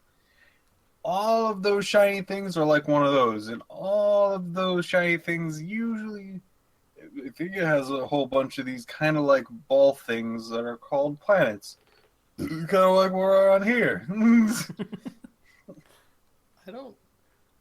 I don't think I understand, but I just say more places. Yeah. Sure. More sure. quote unquote Candylands, but with a lot less candy. Okay. That sounds Like, okay. instead that sounds of- fun, but well, how long? Like, because see, the thing is, well, every year, well, I kind of, well, see, I travel a lot, right? But I have this mom. I mean, of course, I have a mom. Everyone has a mom. Anyway, you have moms, right? Of course, you have moms. So I have one. And she's very dear to me. And once a year, I always make sure that I am home to wish her happy Mom's Day. And I wouldn't want to miss that. Kid's getting increasingly uncomfortable. Isaac is very uncomfortable right now. Yeah. Lucas is uncomfortable on the inside. No one here. Well, Pretty much no one here has a mom. Nope. That's Nope. Holy shit! oh, Ryle. Oh man. But you know what? I'm almost positive we can return to here. I think. Yeah, it didn't take us that long to We- come, did it? Yeah, we also are able to travel in time. I Okay, was let's going not to give keep that as a too surprise, much. but Okay. okay. I think we're unloading too much on him at the moment. Yeah, probably. He's silent for one. He goes, "Oh, I get it. Like you can travel from 1 hour to the next hour. Yeah. Well, that's not very impressive. Sort of. I mean, no, unless you think it's impressive, and then I think it's impressive too. It's nice. It's nice. Well, I'm not entirely sure how it would work, if we can come back to this specific time, but we might be able to get you here every year. Or at least every one of our years, unfortunately. Yeah. So it might not be Mom's Day, but you can still see her once a year. Yeah. No, we can get him back at Mom's Day. Don't Yeah. say that. We could try. We'll do try. our best. Yeah. But like, if the elder throws you out, would you still be able to see your mom? Oh, he would. He might actually. He might. Actually, he might throw me out. Well. Should we try and talk to him? No.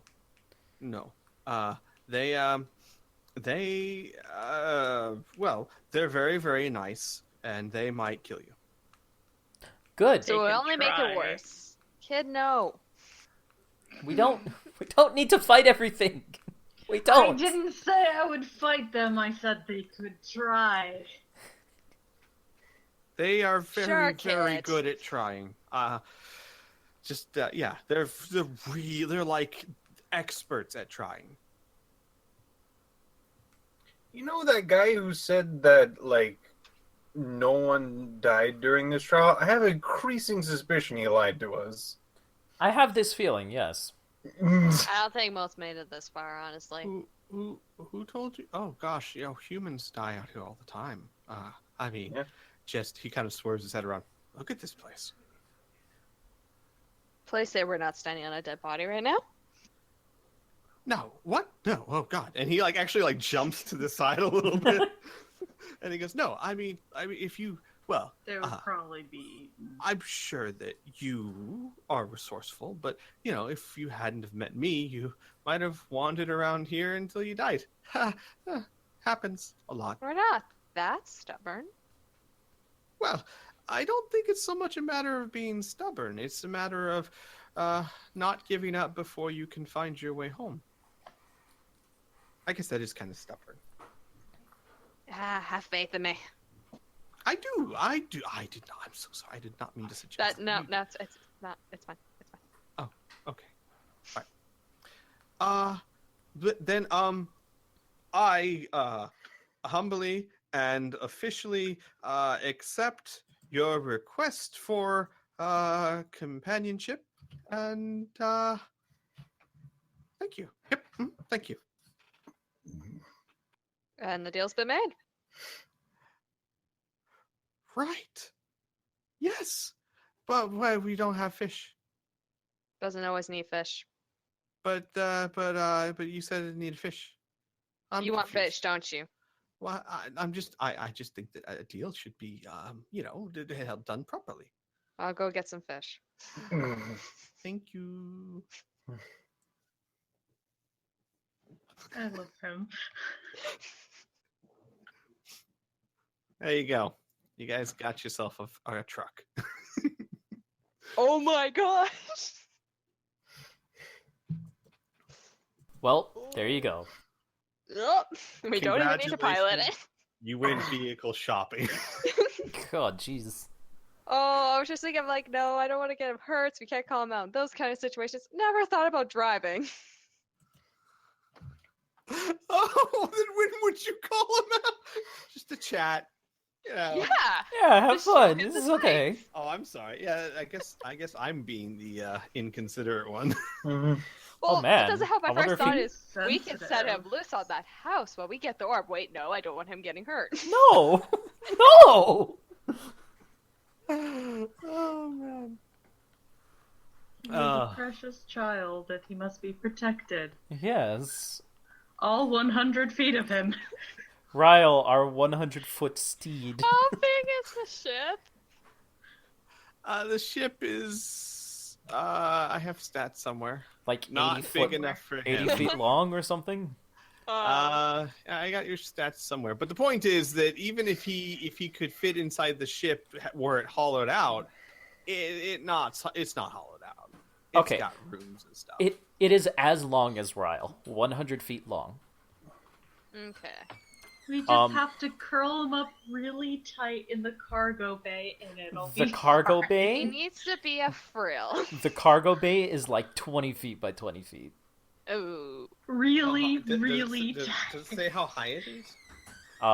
No. It just says... If he coiled up, you might 100 be tons. able to squeeze. Yeah, if he coiled up, you might be able to squeeze him in there. But And we cleared out the room. yeah, he might be able to squeeze. We into need the a cargo bigger bay, goddamn but he- ship. He would not be going anywhere. We need to so. get a bigger ship for our new pet. Well, Oh, we you're, also... you're gonna have to See, bring here's the that thing. up with Xavier. Here's the thing. we have a big huge pet now, but the thing is, we have so many people on this ship. It's ridiculous now.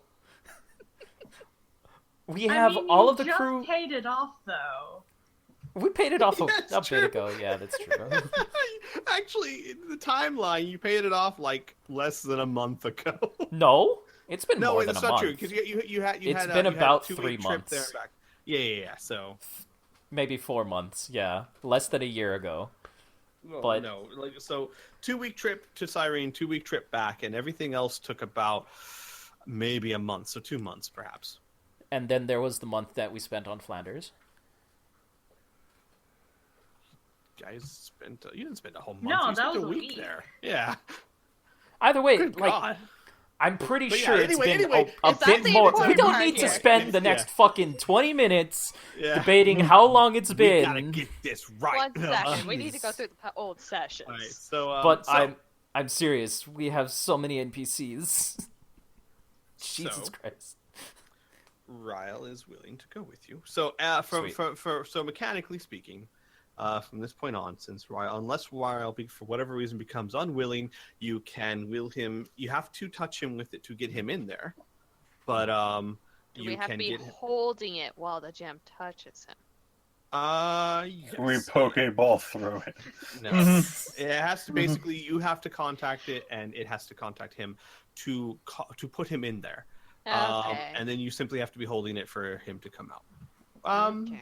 Yeah. So you can't throw it like a giant gummy worm grenade. All right. I choose you. I choose you, Jellyman. All right. So. All right. So to be clear, he doesn't want Kid to try and smooth things over. No, He does not. I don't want Okay. Kid to try and smooth things over. You don't think they can be No. diplomatic? No. Oh. Maybe. I won't say no. I will say I haven't seen much evidence to. I'm a punch it. Ouch. That's Sounds not Touching is selfish. diplomacy. either. That's not true either. Kid hasn't killed Frill. Kid didn't kill Us. Us? Hellbeast. Hellhound. Hellhound, sorry. You always Or- call it or Hell you. Beast. No, it's Hellhound, yeah. Yeah. Or you. Or Okay, Heart. who was you again? You. Oh. You people. And Oh. I mean It's, you it's people. ACU. That's what's throwing me off. I'm like, I know there was a character named you Kid- at some point. Kid didn't kill all of the Palladians. Sure. All right. So if we keep going on about what Kid hasn't Yeah, it's okay. killed, So- we'll be here all so- night. Another roll on the thing. No, actually, no. Okay. Is this the You scripted guys. one? This is the event that I will that you guys will encounter. Scripted event. Woo! This is great This, GM this talk. is story. Super immersive. Mhm. All right, guys, put away your dice, Kid. I'm and really Lucas. immersed. It's time to. Here's the Oh. script. All right.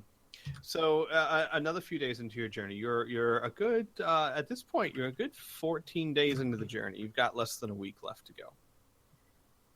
You're traveling through the Rapper Wastes, and about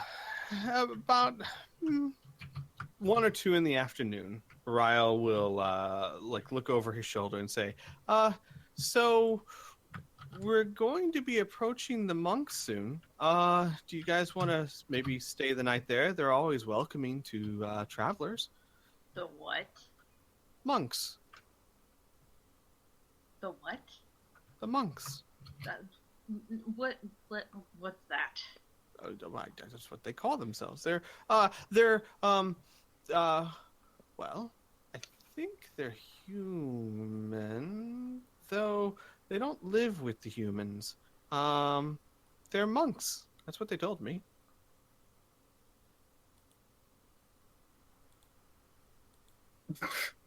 But they're very polite. Okay. Very important. How many days has it been? 14. I have learned my spell, I assume. Yes. So I actually can pay attention to these now. Great. Yes. Correct, sir. Okay, so monks and things like that. Yes, Lucas looks actually like semi-drained. He goes, "Yes, I would. Yes, the monks, absolutely." I enjoy listening to their music.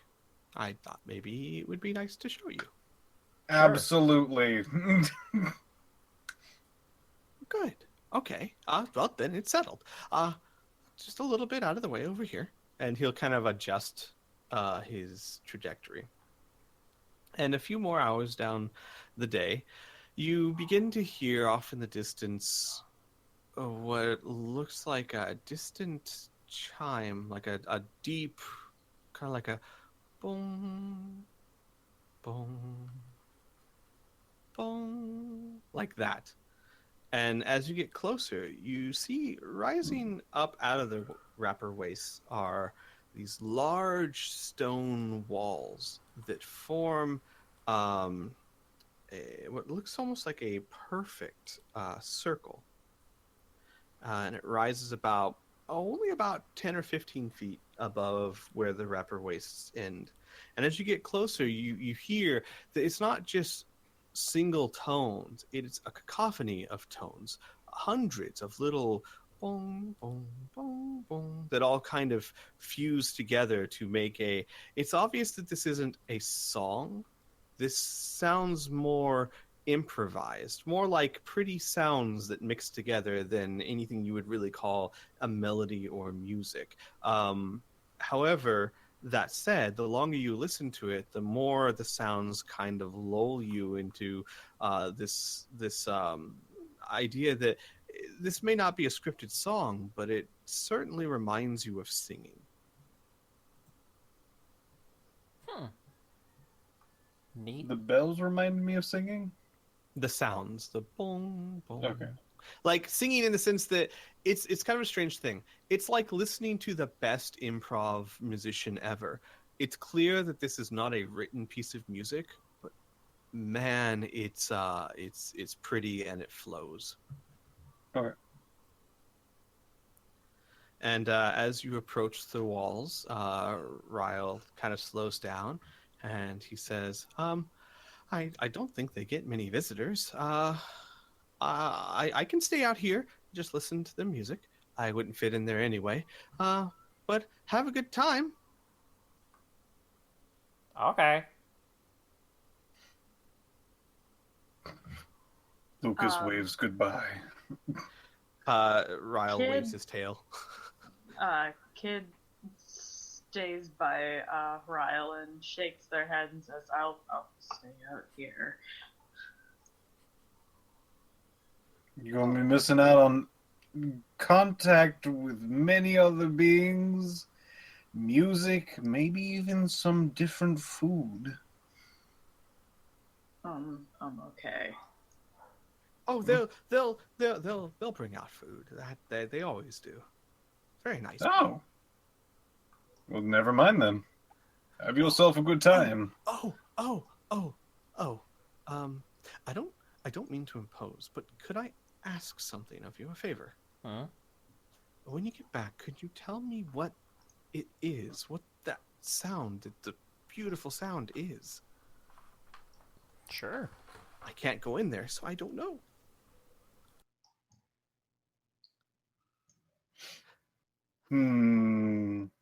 If You I think never you're not asked? gonna like it, should I just not tell you? No, I can take it. I could, yeah, maybe, yeah, don't, yeah, definitely don't. If you think it's not. Okay. Okay. Deal. Okay. I don't have fish. Bye. He looks a little disappointed. Yeah, I'm sorry. There's no fish around. All right, so kid, you're staying with Ryle. Yeah, they're gonna stay outside. Okay. I'm going with Lucas. All right, Anna. Mm-hmm. All right. Lucas and Isaac. Okay. Everyone will go. No, yeah, everyone's gonna go. So it's just gonna be Kid and Ryle because I'm trying to think who would want to stay outside. No one.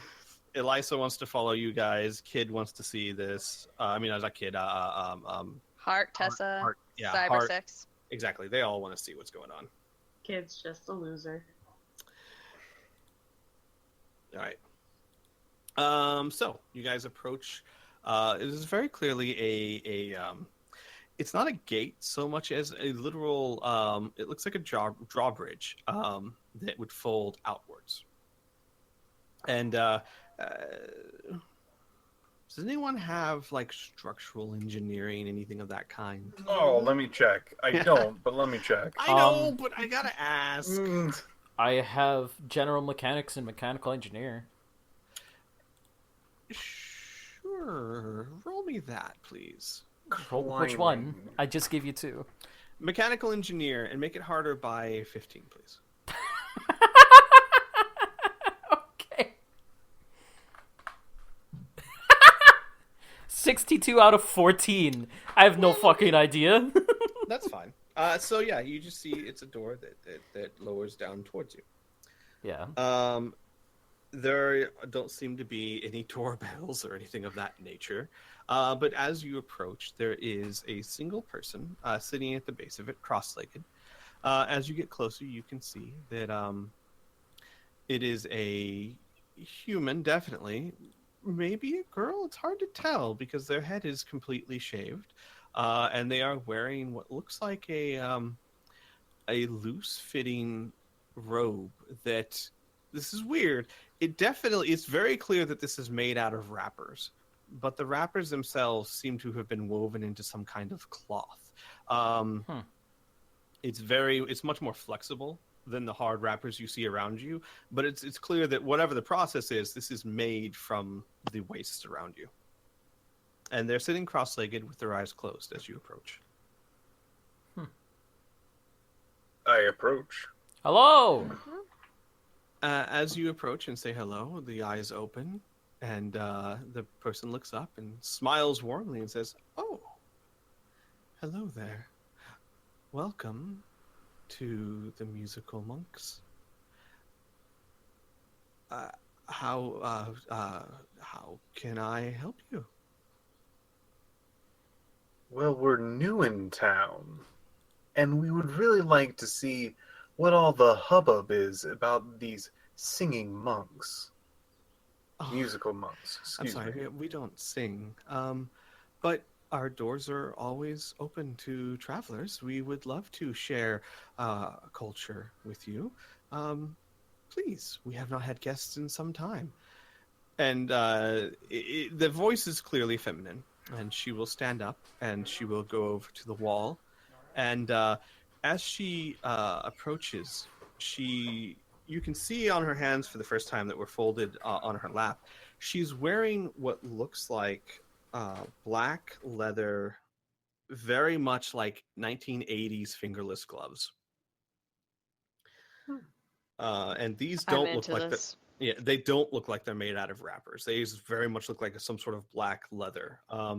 And as she goes to the wall, she makes a fist, and with what Anna, Kid, anyone with hand-to-hand more than basic would see this. What looks like excellent form punches the wall next to the door, and when she does so, you hear a gong.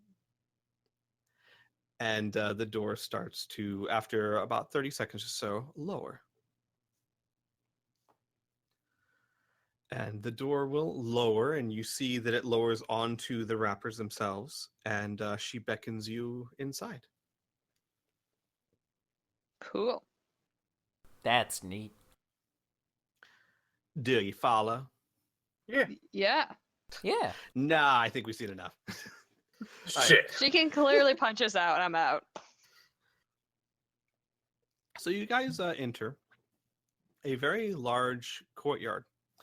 This courtyard seems to span the entire circular circumference, as opposed to square circumferences. The circular outer end of this complex.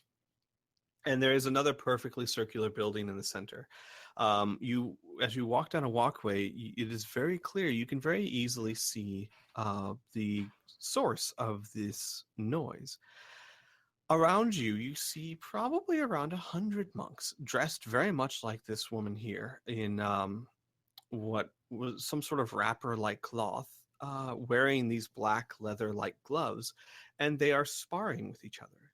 And the way they move and flow within the sparring, every time their gloves connect with a body or another glove or some other form, there is a sound that is generated, like a nice chime gong sound, and their fluidity while sparring is almost mesmerizing. And you see that the sound, the beautiful sound that's not a song but is a song, is coming from them as they spar, as these 100 or so people spar.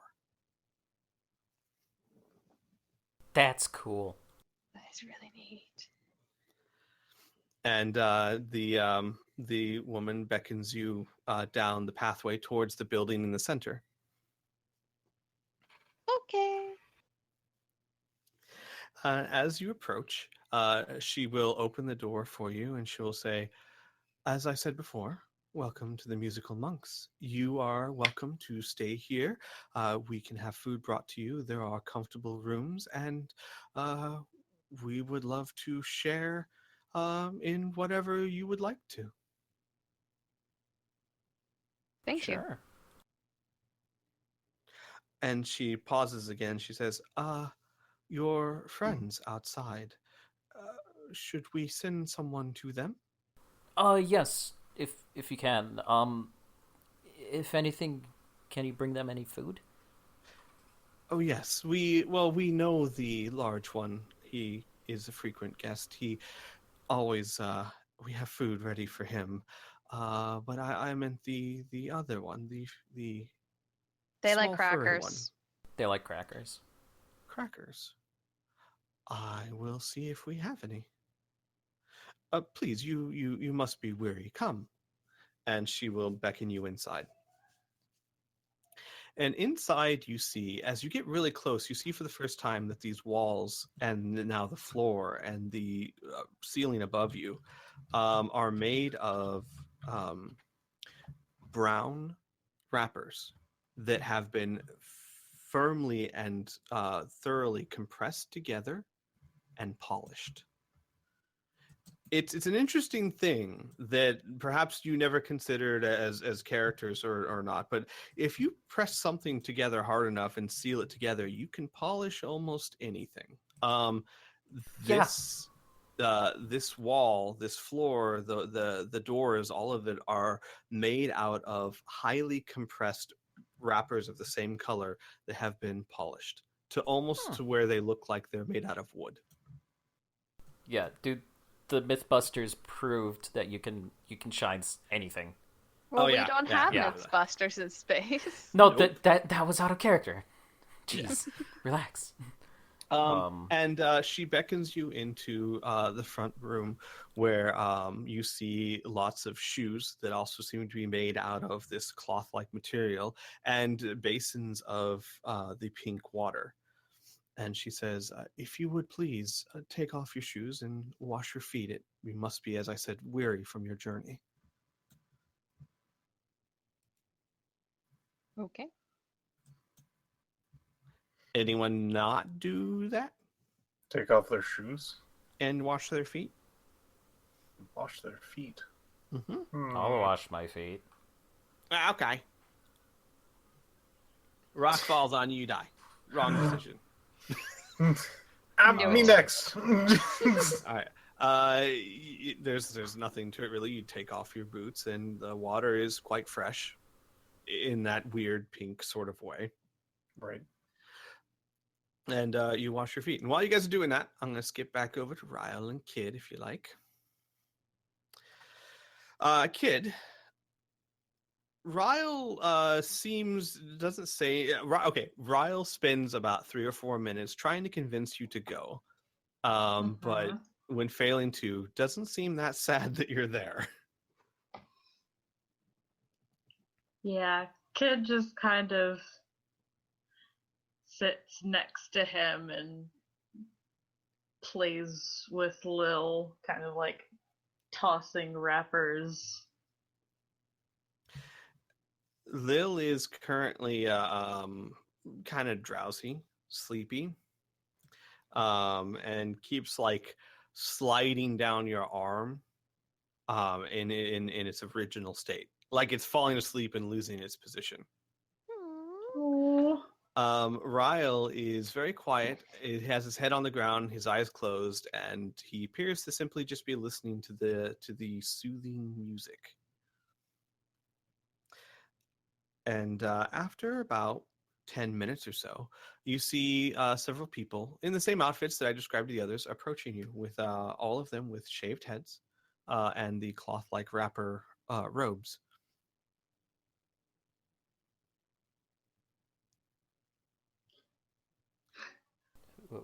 What's this for? What's Hmm? that? Oh, whoops. Sorry. Uh-oh. So they approach you. Do you do anything while they approach? Right, sorry. Not really. Kid actually kind of shies away from them a little bit. Okay. They approach and they stop a respectful distance away, about 10 feet or so, and you can see that one of them is carrying a large, like a basin or a bowl of water, and the other has a large tray filled with these thin wafer-like things. And the first one holding the water goes, "Welcome to the Temple of the Musical Monks. Our friends asked us to bring this for you. It is some water to wash your feet and hands if you are tired and dirty, and well, we didn't have crackers, but we did have some hardened bread in small, thin shapes that we thought would be the closest. Oh, would you like them?"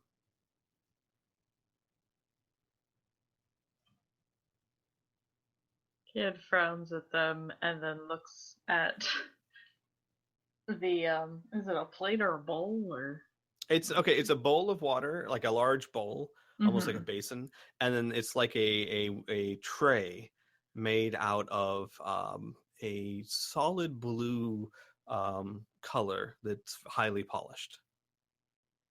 Oh, well, they'll they'll take the tray and nod, and they'll put it kind of like off to the side next to where they were sitting, and then they'll take the basin and then like step a couple of feet away from the thing, the tray, and then dump it over their head.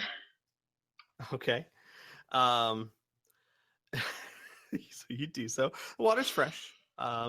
And while you do so, you do notice that the two stare silently at Ryle for a while. Ryle picks his head up and nods, and his mouth kind of widens in a smile. And then they depart, and he lays back down. And he says, "Very nice, those ones."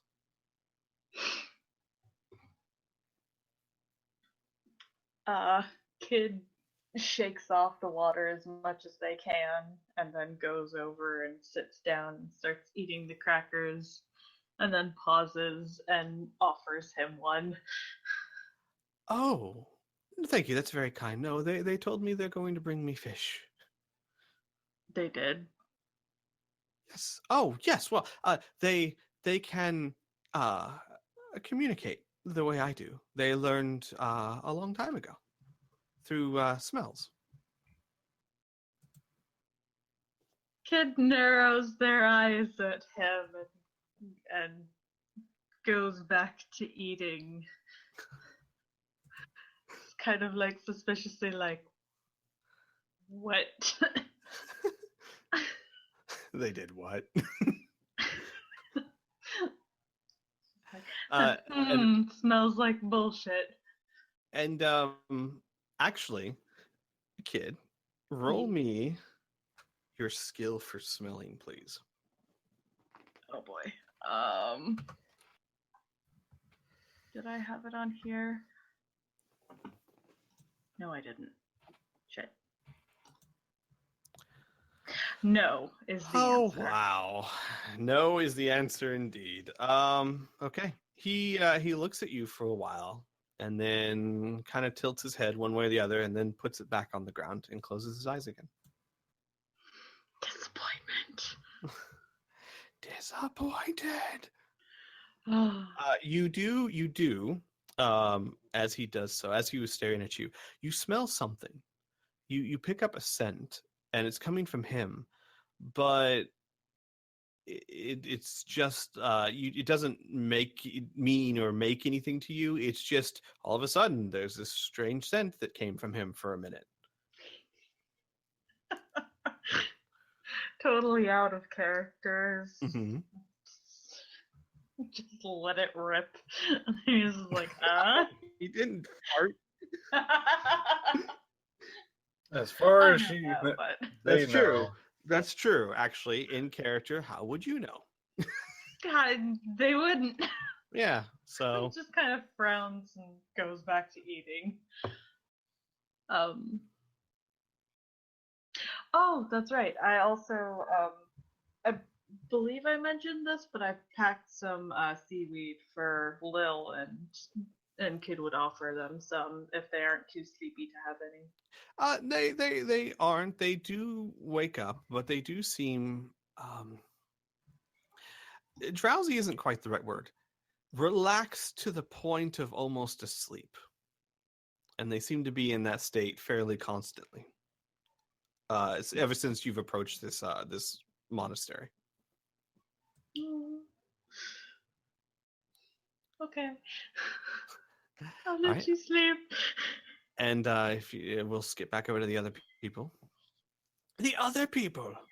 They invite you in after you've washed your feet, and lead you to what looks like a large cafeteria, except the tables are only about 2 feet off the ground, with pillows in front of every few feet. And they're very long tables. It looked like they could sit probably 30 people or so at each table. And the woman who has been taking you in here, she, as you approach the room, she's talking to you, and she says, "My name is Sand. I am still fairly new to the monastery, so I act as a greeter and guide for any guests that may come by, which, as I'm sure you can understand, is not very often." I can only assume. She nods and she says, "Are you hungry? If you would, please have a seat, and we will have food brought to you, and we will, talk, trade, knowledge, culture, stories, anything. We love to hear." Cool. Anything but fish, please. It's all I've eaten for the past week and a half, maybe 2 weeks. I can't remember how long we've been out here. I understand. It must be very difficult. We have learned to hunt the other creatures that survive here, so certainly we can give you something besides fish.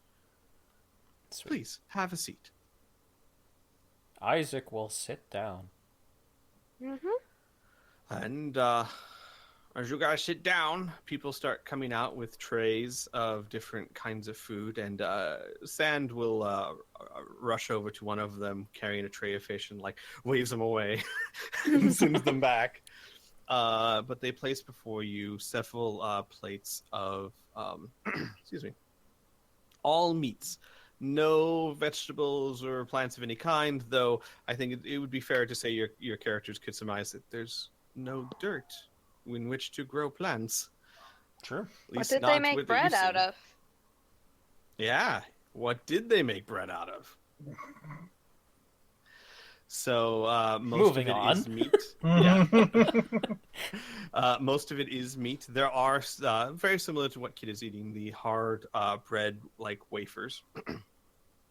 And there are several different types of drinks as well, which equate to either the pink lemonade taste of the water, and other different colors that look like someone took, or that taste like someone took pink lemonade and added different flavors to it. Huh. Is there anyone that would not partake of it? They're put in front of you in large helpings, and it's made clear that this is finger food. Basically, you eat with your hands. Yeah. Isaac's gonna dig in. Mm-hmm. Yep. Lucas will do similarly. Okay. They let you eat. The food itself is pretty good. It's not the best filet mignon you've ever had, but it's well prepared, and it is very flavorful, especially after eating fish for 2 weeks.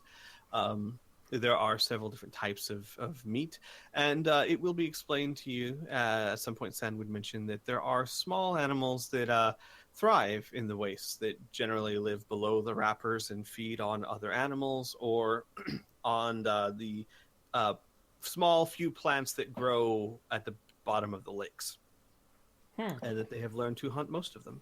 As the dinner almost comes to an end, more monks come out bringing small platters of what look like different types of prepared seaweed. And Sand would explain to you that plants are rarer, so they are treated generally as a dessert here. Interesting. Oh.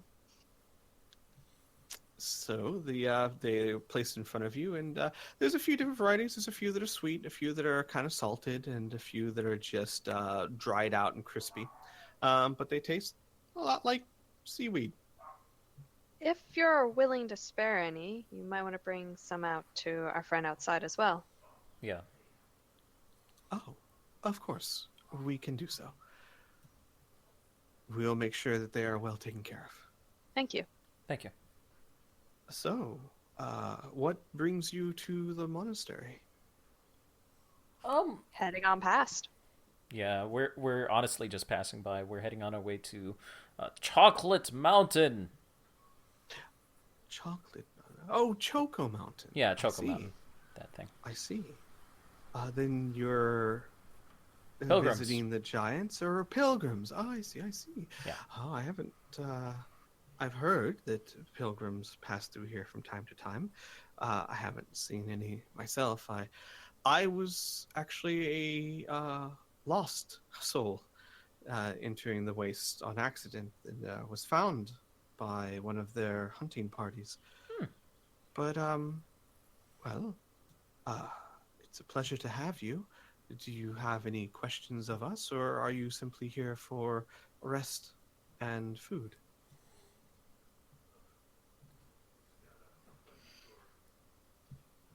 The Well, latter? No, unless you got something, Lucas. Well, to be honest, I haven't really seen too many people. We've only been eating fish. To be honest, I just wanted some change of pace is all. Yeah. I see. Conversation, change of pace, change of food. I can certainly understand. There is also something that some of the we encountered a giant on our way to here, and he said that we should try and get our hands on some of, well, not specifically the material that your fortifications are made out of, but see if we can get our hands on something like that we can give to the giants, and perhaps we can be let into their village. Oh, I see. Well, we do trade our materials with them on a regular basis. They enjoy using it as jewelry and things of that nature. Oh, would you like to see? I can show you how we make it. It's very interesting. That'd be fantastic. Great. If you would please follow me. And Sure. she stands up and she beckons you forth. And as you begin to walk down the hall again, she says, it's actually very interesting how they subsist almost entirely off the land around them. These clothes, I was once a part of the... one of my duties was to beat the wrappers into a soft cloth. They take the wrappers and they will put them in a churn and beat them until they're very fine and soft, and then glue them together in a cloth form to make their clothing. Interesting. Hey, give me a second. Heart! Huh? What? Come. You're learning this too. Come on. Oh hell! She starts hurrying after you, like munching on seaweed. She catches up, and she goes, "It's fairly similar to what we used to build things, though quite easier to make." And she'll lead you further into the complex, and you will get to a room that there's a wave of heat that hits you as you enter the room, and you see about 7 or 8 monks on the floor working with sheets of wrappers that are held together, and she will explain the process, kind of like going from left to right as you can see it, and you'll see that there is a monk that just takes a pile of wrappers and has a brush that they dip into a jar and they almost paint on the wrapper. And Sand will tell you that there is a certain animal out there that they call a ketch, that the secretions from it act as a terrific and actually pleasant smelling glue and binder, and they will paint it onto each wrapper and press them together to form a sheet, and then they will take several of these sheets and then press them in between 2 hot rocks with a tremendous amount of force. They will do so again and again, adding more and more sheets and pressing them down until they have a solid piece of very resistant, very strong and sturdy material, at which point it will move on to a next room where it is meticulously polished until it shines. And that for different materials, they'll choose different colors of wrappers. They learned, and she'll mention they learned some time ago that just using all the colors makes a very unpleasant sight to the eyes. She goes, could you imagine trying to live and sleep in a room that was the color of all the wrappers? Yeah, it'd be a nightmare. It would be difficult. So it's a very long and time-consuming process, but we are dedicated to our craft and believe that being diligent and thorough helps you find inner peace. What about those chimey gloves you got? Lucas has like a hand on his cheek, semi-leaning against it. Oh. like curiously. Got it. She'll go, oh, these, they are tools of ours. We seek to perfect our bodies as well as our inner peace, and in such ways we train physically every day. These gloves help us attune our spirit with our outer shell, our body, when we spar. And she kind of leans in. And they're also really good if you have to defend yourself. Ooh. But we seek to avoid conflict whenever possible. To us, training is a path to enlightenment, not a method for destruction. You speak into my soul. As much as I have always wanted to avoid violence and just do my arts, the world just keeps dragging me back in. That gets like semi-wild eyes. She backs off just a little bit. And she goes, I'm sorry to hear that. Well, perhaps he calms himself a little bit and goes, what I'm trying to say is I would love to actually,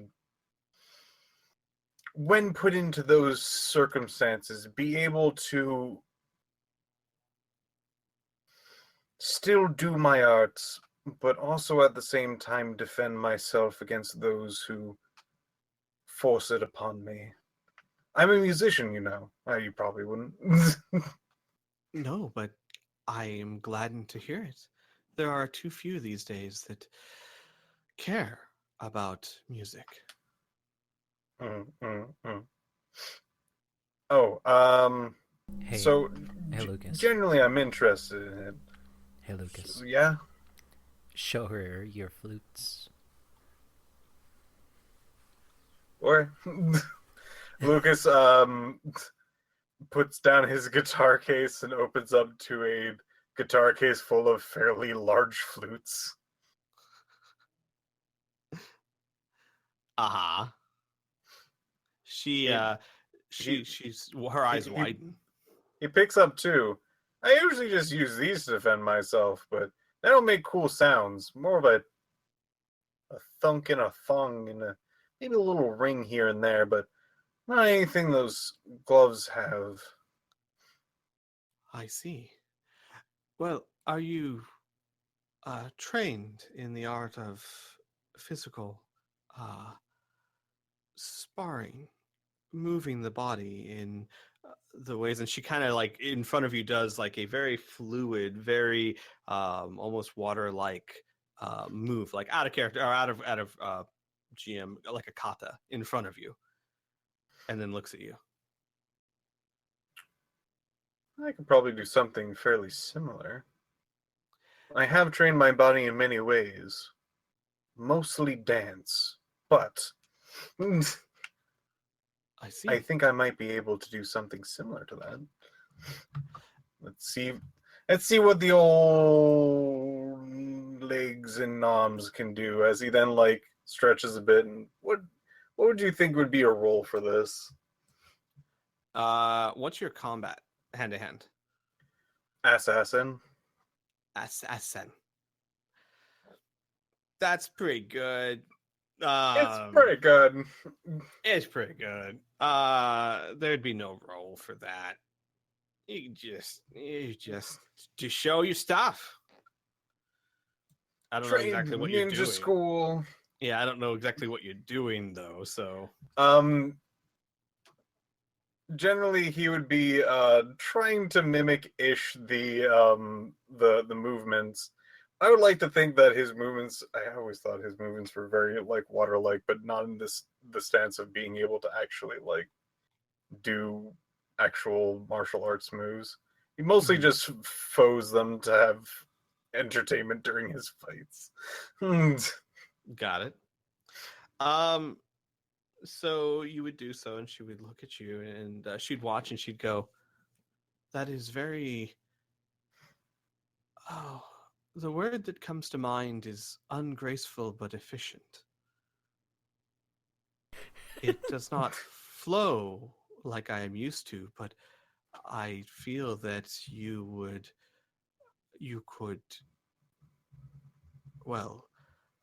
could defend yourself quite efficiently. I'm better when using sticks. This then picks up the flutes. I see. And to explain, like hand-to-hand assassin is very much like a ninja. It's not flashy. It's not fluid. It's not like a martial art so much as very quick, very brutal, very deadly. Very, very deadly, very precise. Exactly. But it's not like a lot of flowing katas and that kind of thing. I think he actually, man, how do I put this? He's a showman, so he hates just doing the efficient stuff. Mm-hmm. So he makes him look flashy, but always like ends in the same way to be effective. Got it. Makes sense. And she would nod and she would say, "You might be able to use the gloves, though it would take some skill. Those who have mastered their physical body as well as their internal soul are required to bring the gloves out fully. But we do trade items from time to time. Perhaps you would be willing to trade for a pair or two."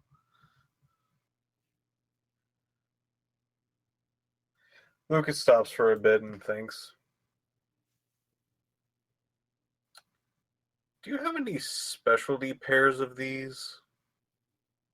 Anything higher than the norm? Because I do have something that I'd be willing to trade. I think would be nice to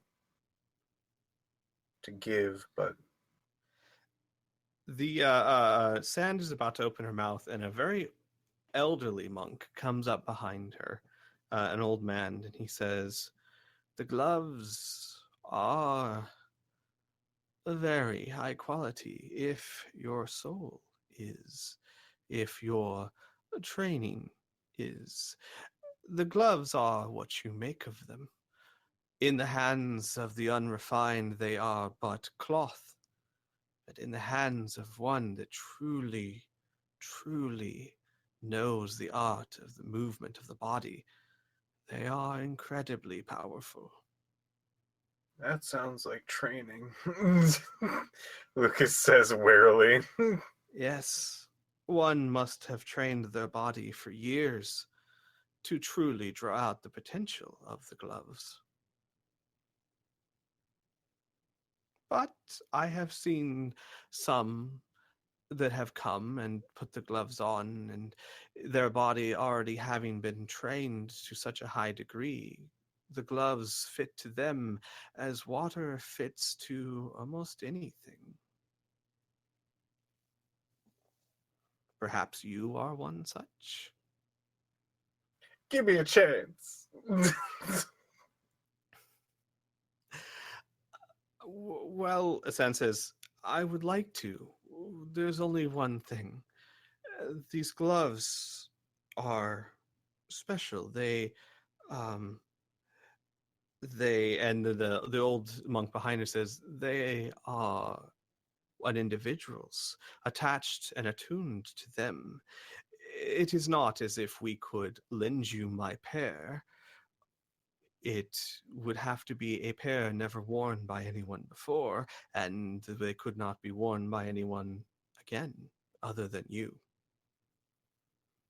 And Sandy nods and goes, I'm afraid we would have to trade for them. I see. Well, there goes my gift idea for the one back at, just say home. Well, if you're seeking them as a gift, you could trade for a new pair and simply not wear them. But I thought it was attuned to their spiritual... whatever, I'll do it. She looks a little confused. She says, basically, I am the only one that has worn these gloves, and I would never let someone else wear them. They are mine. But obviously, that's not like they're mine just because I touched them. Otherwise, no one would be able to give gloves to anyone else. No, I thought they were specially made. No, I'm getting it now. It's one of those once used. I just say, no, I don't get it. To be honest, look, it sounds really neat.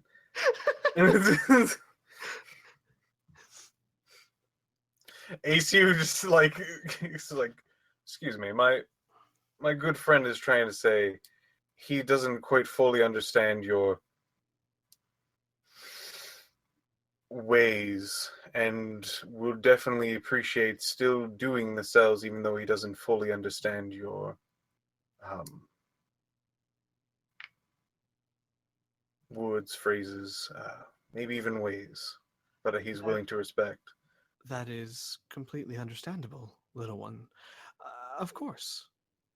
And with that, because it is getting late, does anyone mind if we end the session here? We can do so. And because I would like to have some time to prepare a shopping list, more or less, of what they would have and be willing to trade. Sure.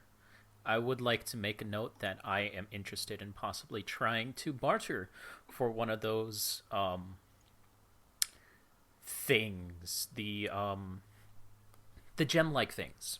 That the building material. The building material that is polished like a gem. Okay. Yeah. Absolutely. Okay. Right. So we'll end the session here, and we'll start next time with shopping. Woo! Shopping! No, we can probably handle the shopping kind of at a session. I'll let you know right now, since you will be shopping or you're kind of interested in them.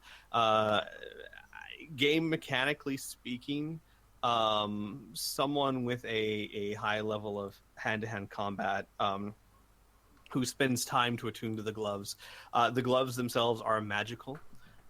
When they strike something, they make a tone that disorients or can disorient the one it strikes. So every time they strike with the gloves, the opponent has to make a will save. I'm not a will save. This is a Pathfinder. Has to make a save Magic. versus magic, or they are disoriented and they get a -1 to their strike, parry, and dodge, and it can stack up to 4 times. Woo! As every time they get hit, they get more and more. They get their bell rung. Huh? Interesting. Huh? So, do you Puns. have to be a magic user to use them? No, they are or- magical items, not Okay. yeah. That's neat. But anyways, thank you guys for watching. We will Boy, see you boy. next time. Bye!